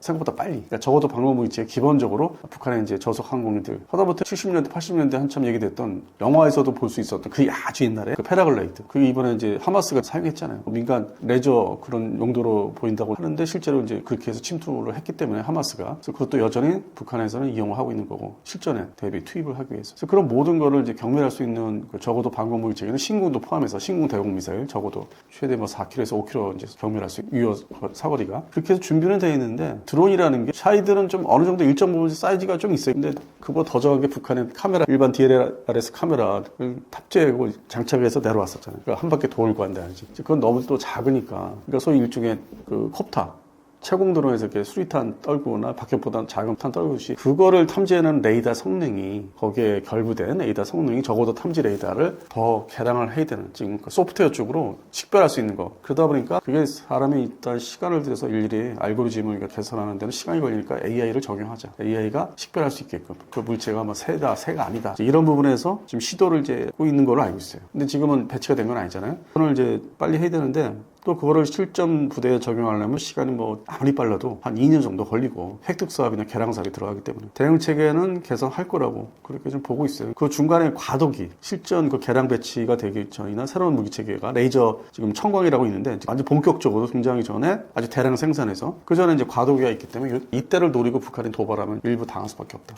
근데 결국에는 우리도 대응책을 완비를 할 것이다. 과거에 1993년 이래로 북한의 장사정포가 위협이 상당히 득세를 했었는데 그거를 제대로 커버할 수 있는 시기가 2010년대부터 됐어요. 그 사이에 시간을 보십시오. 한 거의 뭐 20년이 걸렸잖아요. 그건 더 급속히 신속하게 대응을 해야 되는 신속 무기체계 확보하듯이 그런 측면에서는 서둘러서 할 건데 역시 매번 뭘 우리가 대응을 세우면 또 새로운 게 나와서 쫓아가기 바쁘고 그래서 그런 싸움, 무기개발 발전 싸움에서 대한민국 역시 맨날 이제 허덕이고 이제 시달리는 거죠. 북한이 뭐 자꾸 도전을 해오니까 등장을 시키니까. 근데 어떤 준비는 할 것이다. 그 해당되는 당국에서 근본적으로 걱정할 건 아닌데 그 간극.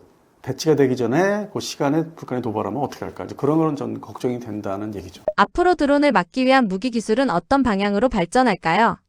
가장 이제 우리가 실전 배치를 해서 손에 쥐거나 눈에 띄게 보인 거는 2024년도 저 계룡대에서 열렸던 카덱스라는 방산 전시회에서 레이저 빔으로 이제 경멸할 수 있는 소위 태운다, 지진다 뭐 그런 개념인데 그게 등장을 했어요. 다행히도 우리가 전 세계적으로 보면은 좀 빨리 등장시키고 실전 배치를 했는데 근데 출력 문제가 역시 쪼여가지고 뭐 불태우는 거 있지 않습니까? 이렇게 그걸로 유류를 이렇게 투과시켜서 그런 것처럼 역시 전력 문제가 있죠. 미약하면은 지속적으로 할 수 없고 딱 한 물체 하나만 이렇게 조준해서 할 수 있기 때문에 그 레이저 무기 실전 배치는 좀 선진적으로 앞서가서 했는데 이게 이제 한계가 있으니까 이게 초기 물건들은 항상 문제가 있으니까 그래서 개량형인 지금은 이제 블록 1, 2로 되어 있는데 2는 이제 이동할 수 있는 여기저기 배치할 수 있는 그러면 이제 가성비가 높아지니까 어느 날은 이쪽에 배치했다가 다음 날 저쪽 배치하고 공중 침투에 따라서 그래서 그거는 이제 그 상태에서의 그 얘기고 기동화 시켰다 안 시켰다. 그 청광의 블록 1, 2가 아니라 청광 2, 3가 이제 나와야 되는 거죠. 그 고출력을 계속 너무 발전시켜야 되죠. 그리고 어떤 목표물을 동시에 여러 개를 사격할 수 있는. 그러면 AI 소프트웨어 문제가 있기 때문에 그걸 빨리 발견해서 판별해서 그 순간적으로 어디로 쏴라 이제 그걸 해야 되기 때문에 그런 측면에서 AI가 이제 결부돼야 되는데 AI 군사 적용도 이제서야 우리가 관심을 갖고 있는 그전에는 드론이었고 했다면은 지금 이제 AI에 관심 갖고 있고 동시에 이런 게 뭐 결국 전력 문제라고 이제 하는데 다른 무기도 전력 문제에 있어서 배터리 문제 또 이제서야 올해 들어와서 이제 공론화되고 있어요.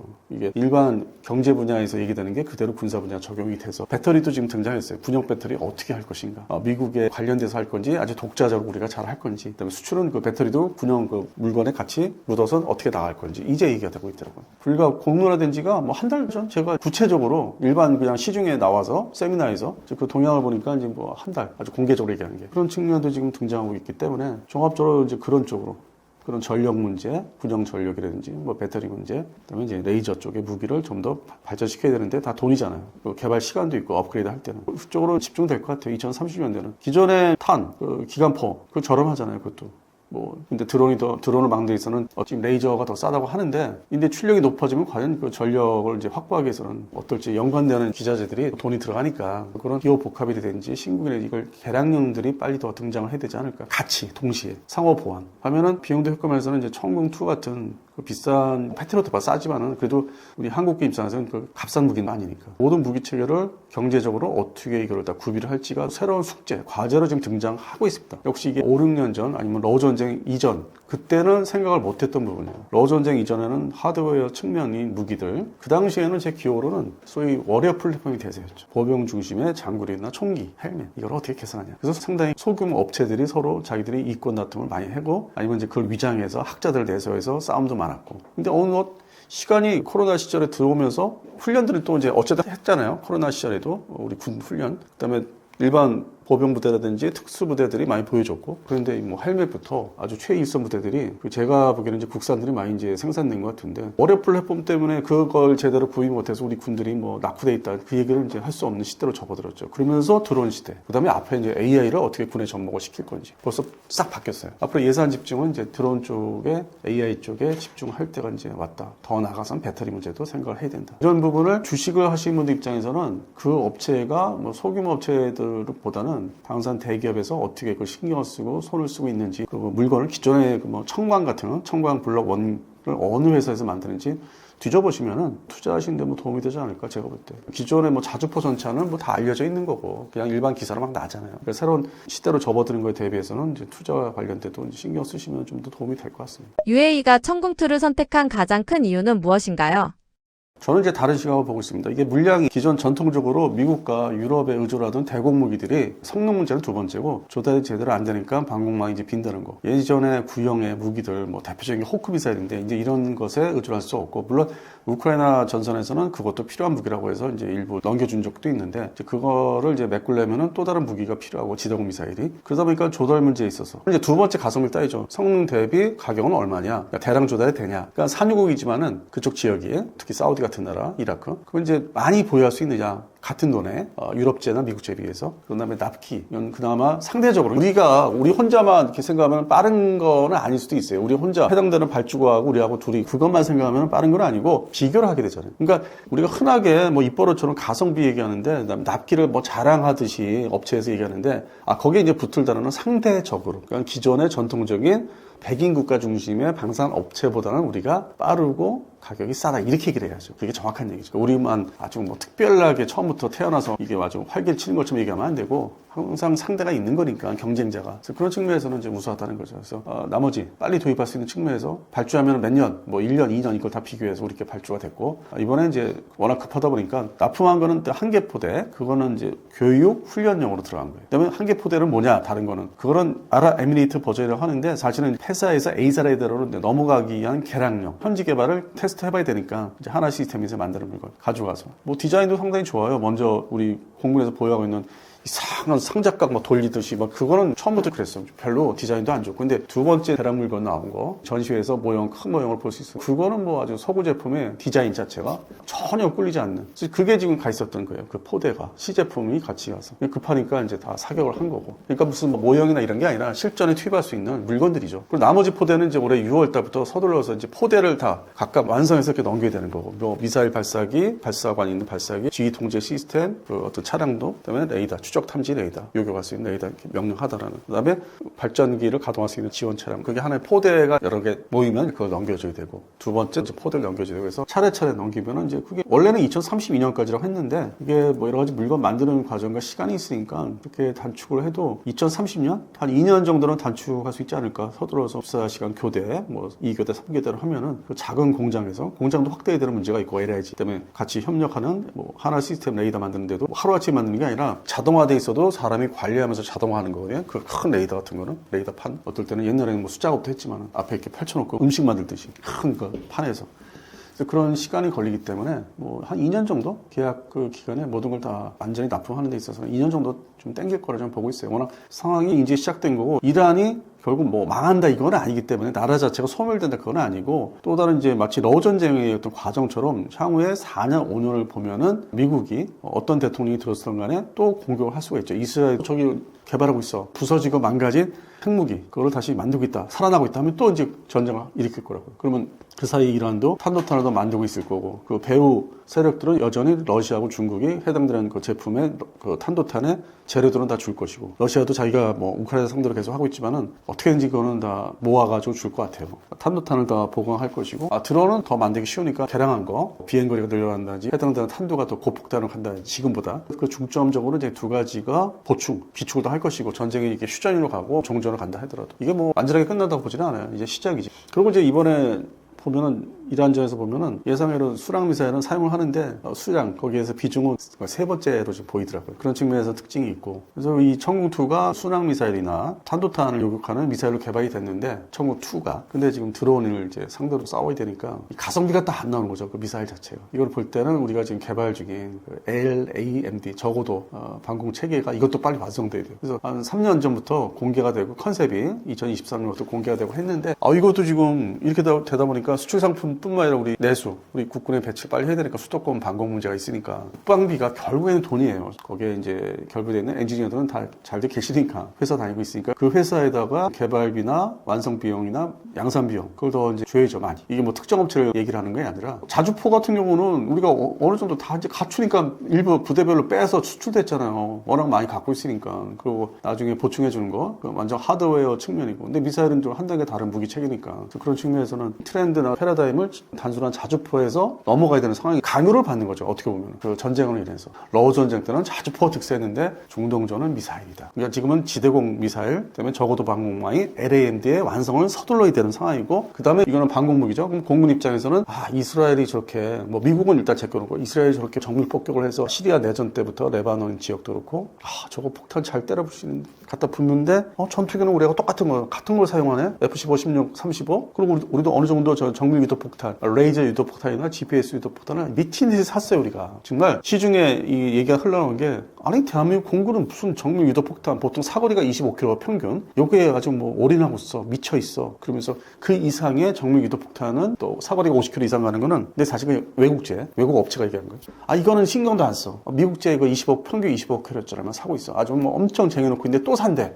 내 물건은 언제 바로 이제 이런 얘기를 한 분이 있어요. 외국제 유럽 업체인데 그런 식이었거든. 그래서 공군에서는 추가로 비축. 왜냐면 보유 탄 중에서 이게 시간 로트 번호라든지 시간이 흘러가면서 그 옛날 그것들은 불발탄이나 위험성이 있기 때문에 그 교체하려면 거기에 양에 맞게 규모에 맞게 발주해야 되는데 미국이 지금 저렇게 이스라엘에 집중적으로 보내주고 있는데 자기도 사용하고 있고 그러다 보니 우리가 자체 국내에서 면허 생산을 확보 늘려야 되는 그런 상황도 올 것 같고 그런 측면에서는 본드게 뭐 지대공 미사일 수출이 문제가 아니라 우리 공군 육군 방공부대 이게 점점 늘어나는구나. 국방비 결국 또 늘릴 수밖에 없다. 인건비도 늘어나지만은 결국엔 답은 돈이구나. 그래서 그런 측면에서는 지금 국방비를 27년도에는 이런 전쟁의 사례를 보면서 어떻게 가져갈지 소모성 예산에만 집중할 건지 이렇게 비축해야 되고 그걸 운영하는 인력 확보를 계속 어떻게 유지할지. 그래서 숙제는 계속 생기고 있는 거예요. 뭐 하나 했다 싶으면 또 숙제는 생기고 과제는 생기고. 그래서 청국2 수출을 보면서 우리도 더 사야 되지 않나 아니면 청국3로 빨리 넘어가야 되지 않나 그런 걱정이 생기는 거죠. 이 청국2 수출만 해서 좋아할 게 아니라 해당되는 공장은 이제 더 바빠지고. 근데 여기서 간극의 차 하여튼 뭐 과도기 말씀드리는 이유는 LSAM 1형이 원래 올해부터 시제 최초 물건이 나올 줄 알았는데 여러 가지 구비를 해야 되는지 라인을 만들어야 돼서 그런지 모르겠는데 내년으로 밀렸잖아요. 이 청국2에 만족하면 안 되고 수출이든 우리 공군에 배치하는 물건이든 이거를 어떻게 정밀하게 양산 배치를 할지 그것도 수출보다 어떻게 보면 더 중요한 거죠. 우리도 만약에 그런 일이 닥치면 피해를 최소화시켜야 되니까. 하여튼 청국2는 급해서 그 결과가 중간 결과 나온 게 급하다는 게 아랍에미리트가 패트리어트하고 LSAM 이렇게 청공2를 우리가 이렇게 알고 있을 텐데 알고 보니까 이스라엘제까지 도입을 했잖아요. 그걸 완전 엠버를 걸었던 거니까 이제 밝혀있잖아요. 에로 시스템이나 바락 시스템을 동시에 가지고 있었다는 게. 더 나아가서는 러시아제 판치까지. 자기들이 일단 방공망 구성하기 위해서 나라를 가리지 않았다는 거. 그런 측면에서는 청국2 하나만 의존하는 거 아니고 뭐 사우디도 마찬가지고 특히 이라크는 더하고 과거에 구소련제 러시아 장비를 상당히 선호하던 나라니까 이것도 구별을 하면서 얘기를 하면은 우리가 뭐 독보적인 뭐 이런 거는 아니라는 거. 거기에 우리가 합류가 될 수 있던 거를 이제 만족하고 좋아해야 되죠.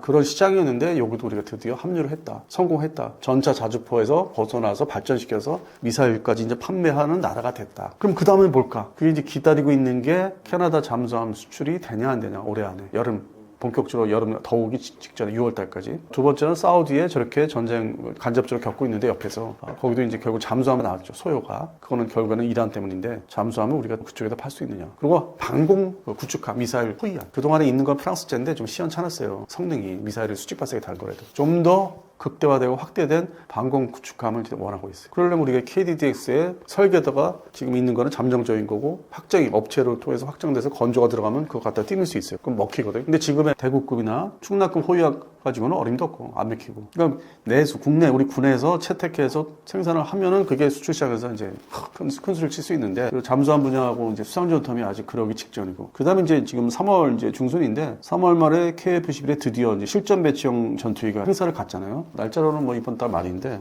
뭐 25일이냐 26일에 하는데 그게 이제 등장하면은 서울에 머물고 있는 각국 주요 대사관의 무관들 이런 소위 사갈 수 있는 일반 물건을 말하는 바이오죠. 그런 나라들이 대상국들이 그걸 다 이제 초청해서 보여줄 거예요. 아주 많이 초청하나 보더라고. 대신 일반 기자들 있죠. 뭐 국방부 출기자들 자리는 좀 빼버리고 그런 쪽으로 K방산을 이제 선호하는 나라들, 가능성 있는 나라들의 손님들을 많이 부르겠다는 그 자리 확보하는 데 있어서 행사는 청와대 중심으로 실질적인 보도라는 거는 어차피 청와대 출입기자가 해서 공동으로 풀면은 동일한 사진을 풀면 되기 때문에 이번에는 특색이 역대 정권 최근에 K방산 우리 물건들 만드는 정부들 이렇게 행사를 보면은 이번에 가장 통제가 많은 손님들 들어오는 통제가 제일 많은 행사가 돼요. 하여튼 뭐 이거는 뭐 KF-11 분야에서 얘기할 수 있는 거지만 지금 조만간 있을 일이기 때문에 우리가 천공투에서 머물지는 않는다. 머물 수도 없고 또 새로운 물건 가지고 또 나가고 더 나가서는 이제 대한항공이 이제 양산해낼 뭐 K-샤이드 이것도 이제 뭐 공격 무기이긴 하지만 원하는 나라에 있으면 팔아야죠. 물론 이제 중동 시장 중심으로 될 거 같고 동남아시아도 되긴 할 거예요. 근데 여기서 이제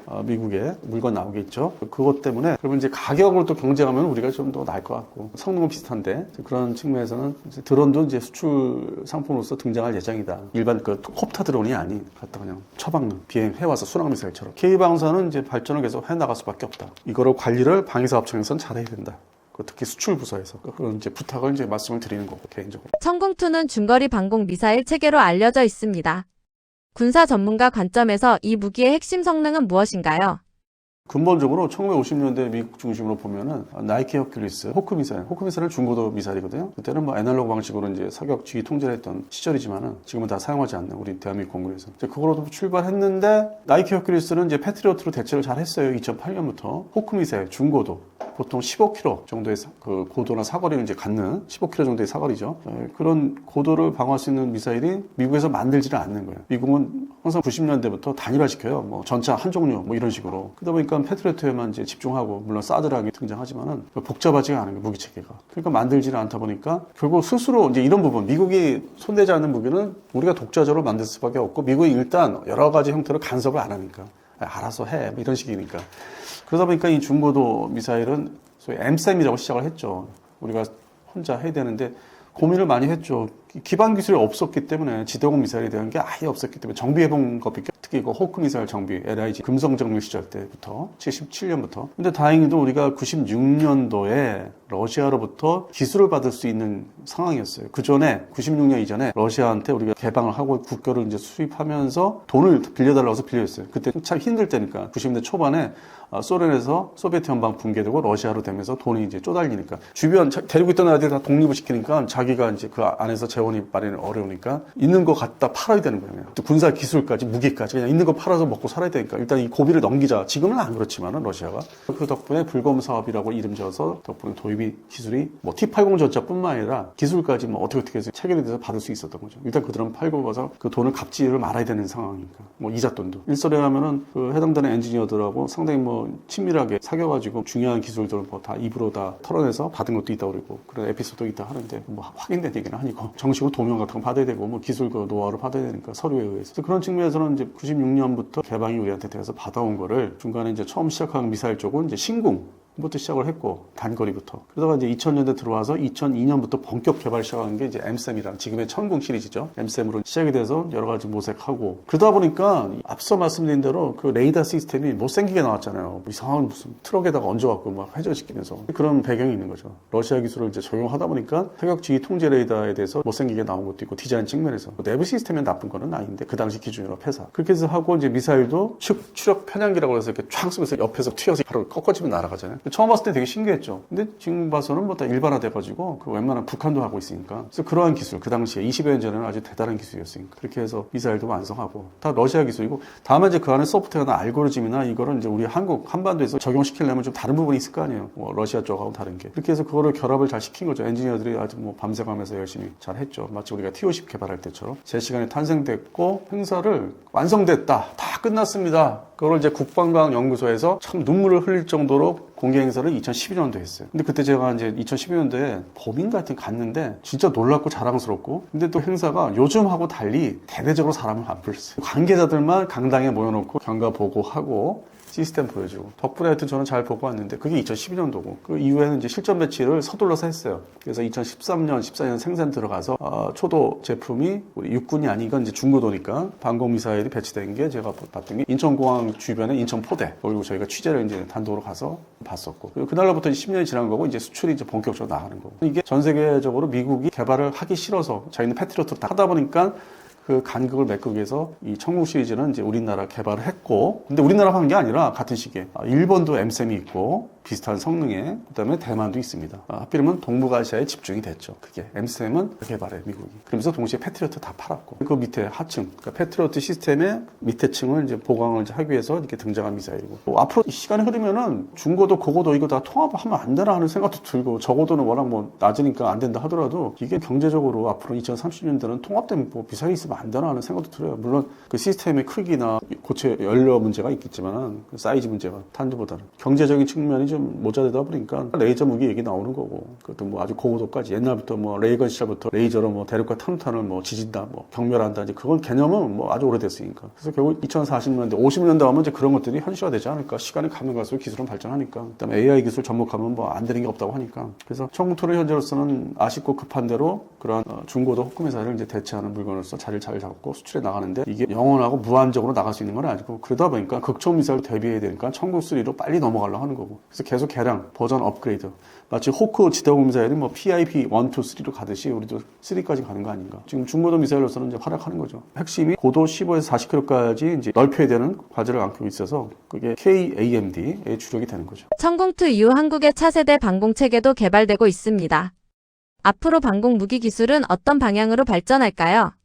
천국토는 이제 배치를 막바지에 왔고, 해외 수출도 이제 계획이 다 됐고요. 사우디, 이라크, 아랍에미리트 납품해야 되고, 그리고 이제 그 다음 물건으로서 이제 극초음 미사일이 이번에 이란이 다량으로 쏜 건 아니고 중요한 대상 지역에 쏜 건데, 그거를 이제 앞으로 일반화 될 거예요. 극초음속 미사일이. 북한도 그거를 이제 일반화 시킬 거고, 하다못해 세르비아라는 나라가 유럽 국가인데 공중발사, 미그 29 전투기에서 공중발사하는 극초음속 미사일을 뭐 중국으로 도입했다, 이렇게 나올 정도니까 공중발사, 지대지 형태, 바다에서 뭐 수중에 쏘는. 그래서 이제 우리가 대비하기 위해서 항상 무기체계가 예고가 되면은 대비를 해야 되기 때문에 천궁3라고 하는 극초음속을까지 포함해서 격추할 수 있는 소프트웨어 알고리즘 다 계산을 해야 되는 거죠. 탄두 문제도 있고 속도가 더 계산돼야 되고. 지금 개발을 시작했어요. 시작한 지는 얼마 안 되고, 얘기 자체는 뭐 2018년부터 국방과학연구소는 그거 해야 된다고 얘기는 했죠. 그 당시에도 극초음속이 미래 무기로서 등장할 거로 예고가 돼 있었기 때문에, 이미 제가 여러 가지 세미나를 다니면서 접한 거는 2018년도가 처음이고, 그런데 이거를 중간에 이제 우리 행정 절차 개발을 하려면은 예산 문제가 이제 따라야 되기 때문에 신규 예산이, 기획회에서 보고하고 돈을 타내기까지 초기에 개발 진입을 해야 되니까, 그러기까지 그것도 한 6년, 7년 걸린 거죠. 본격 개발 들어가기까지. 천궁3가 지금 시작을 했고, 동시에 거기서 끝나는 게 아니라 LSM 1형이 이제 조만간 배치가 된다고 하는데, 이것도 초도 제품이 되니까, 초도 물건이다 보니까 마치 그 미국의 사드가 완전히 이번에 실패한 게 많다고 하듯이 그런 문제를 보강을 해야 되고, 고도 문제도 높여야 되고, 궁극적으로는 우리가 사드만큼의 어떤 사거리나 고도를 갖는 거는 아니기 때문에 LSM2에서 그걸 확보를 해야 돼요. LSM1에서 더 발전시켜서 더 높이 올라갈 수 있는 극초음속도 대응을 해야 되고, 그런 측면에서 LSM2가 지금 동시에 발제가 되고 개발을 시작을 하고 있습니다. 근데 2030년까지 서둘러서 하겠다는데, 그 사이에 LSM1형을 뭐 대량 배치는 아닌 것 같은데, 그것도 빨리 배치해서 제발 한반도에서 뭐 주한미군의 사드가 있네 없네, 그런 얘기 이제 더 이상 보고 싶지 않습니다. 우리가 아무것도 계획이 없고 뭔가 지지부진할 때는 걱정을 거기에 주한미군 전력에 전적으로 의존했는데, 미국도 원하지만은 우리도 이제는 그걸 해야 되는 거예요. 전적으로 확보를, 고성 무기를 해야 되겠다. 그래서 현재 천궁3하고 LSM1이 이어서 LSM2까지 지금 이제 앞두고 있는 거죠. 이번 천궁2 수출은 한국 방산 산업에도 중요한 의미가 있습니다. 대표님께서는 이번 수출을 어떻게 평가하고 계신가요? 당연히 반갑고 기쁘고, 돈이 우리 국내 경제에 유입되는 거니까 그걸 토대로 천궁3의 어떤 개발 당위성, 완성, 시간을 당겨야 되는 게 정치하는 분들, 행정부, 국방부 뭐 여러 가지 있지 않습니까? 공무원들, 이분들한테 당연한 거다. 이거 바로 이어서 하자. 그러니까 시간을 뭐 지체하지 말고 예산 제대로 줘라. 그런 측면에서 이 수출이 중요해요. 그 다음 무기를 일반적으로 재미가 있어야지 이걸 다 주변에서 하신 분들이 도움을 주는 건데 이게 무슨 우리 같은 뭐 매니아 출신도 아니기 때문에 행정 관료들이 그런 측면에서는 수출이 계속 많이 돼야 된다. 그동안은 이제 기존에 자주포 전차에 이게 머물러 있었잖아요. 지상 물건에. 근데 이게 이제 날아가는 거잖아요. 차원이 다르잖아요. 날아가고 물속에도 들어가는 게 물건 팔려야 되고 그다음에 바다에서 함대공 미사일로 극초음속 미사일까지 경멸할 수 있는 그 실력 있는 배들, 함정들, 그다음에 전투기에서 장거리 공격 미사일 쏠 수 있는 미사일도 이제 개발을 이제 시작했지만 전투기, 그것도 국산 전투기. 물론 이제 엔진은 아직 뭐 미국제지만은 그도 절반의 성공. T-50, F-50에서 더 발전이 된 거죠. 전투기잖아요, 이거는. T-50, F-50. F-50은 경전투기, 잘해야 경전투기고 그냥 공격기예요, 그냥 경공격기. 엄밀히 얘기해서는. 아무 때나 전투기, KF-10 전투기 이렇게 부르지 KF-10을 뭐 공격기 이렇게 부르지는 않잖아요. 그런 측면에서는 다 모여야만 K방산이 2030년대는 더 차원이 높은 무기로 에너지 빔 쪽으로 넘어간다든지 AA 결부된 무기들 이게 다 통합이 된 이게 눈으로 보기에는 이제 들어가지 않고 재미가 없을 수도 있어요. 무기 체계가 가면 갈수록 외형적인 측면에 그게 없어요. 르망인가 그게 없어요. 느끼는 게 없어. 점점 복잡할수록 재미는 없는데 국가방위라든지 세계적으로 동맹 관계 또 수출 시장 그 장악을 하려면 열심히 달려갈 수밖에 없죠. 정밀 무기로서의 계기를 보여줬다. 청우2가 수출이 이제 이렇게 돼서 실적 그러야 어떤 명중률을 달성한 거는 사람들이 흥미를 새롭게 갖출 수 있고 날아다니는 무기들, 전투기 포함해서요. 흥미를 갖고 당분간의 흥미를 더 줄 수 있어서 그 3단계 에너지빔, 레이저빔 이런 무기 쪽으로 넘어갈 수 있는 도움이 된다. 물론 이제 그때 앞서 중복되는 얘기지만 재미는 없어지겠지만은 어떤 흥미롭지는 않겠지만은 SF 영화에서 볼 수는 있는 거기 때문에 드디어 이제 우리가 시작 그 단계로 싹 올라온 거예요. 청군2의 어떤 각광을 받는 게 그동안에 답답한 자주포에서 그냥 뻥뻥 쏘는 거에서 너무 그런 점에서 저는 이번에 의미가 높다 그렇게 보고 있습니다.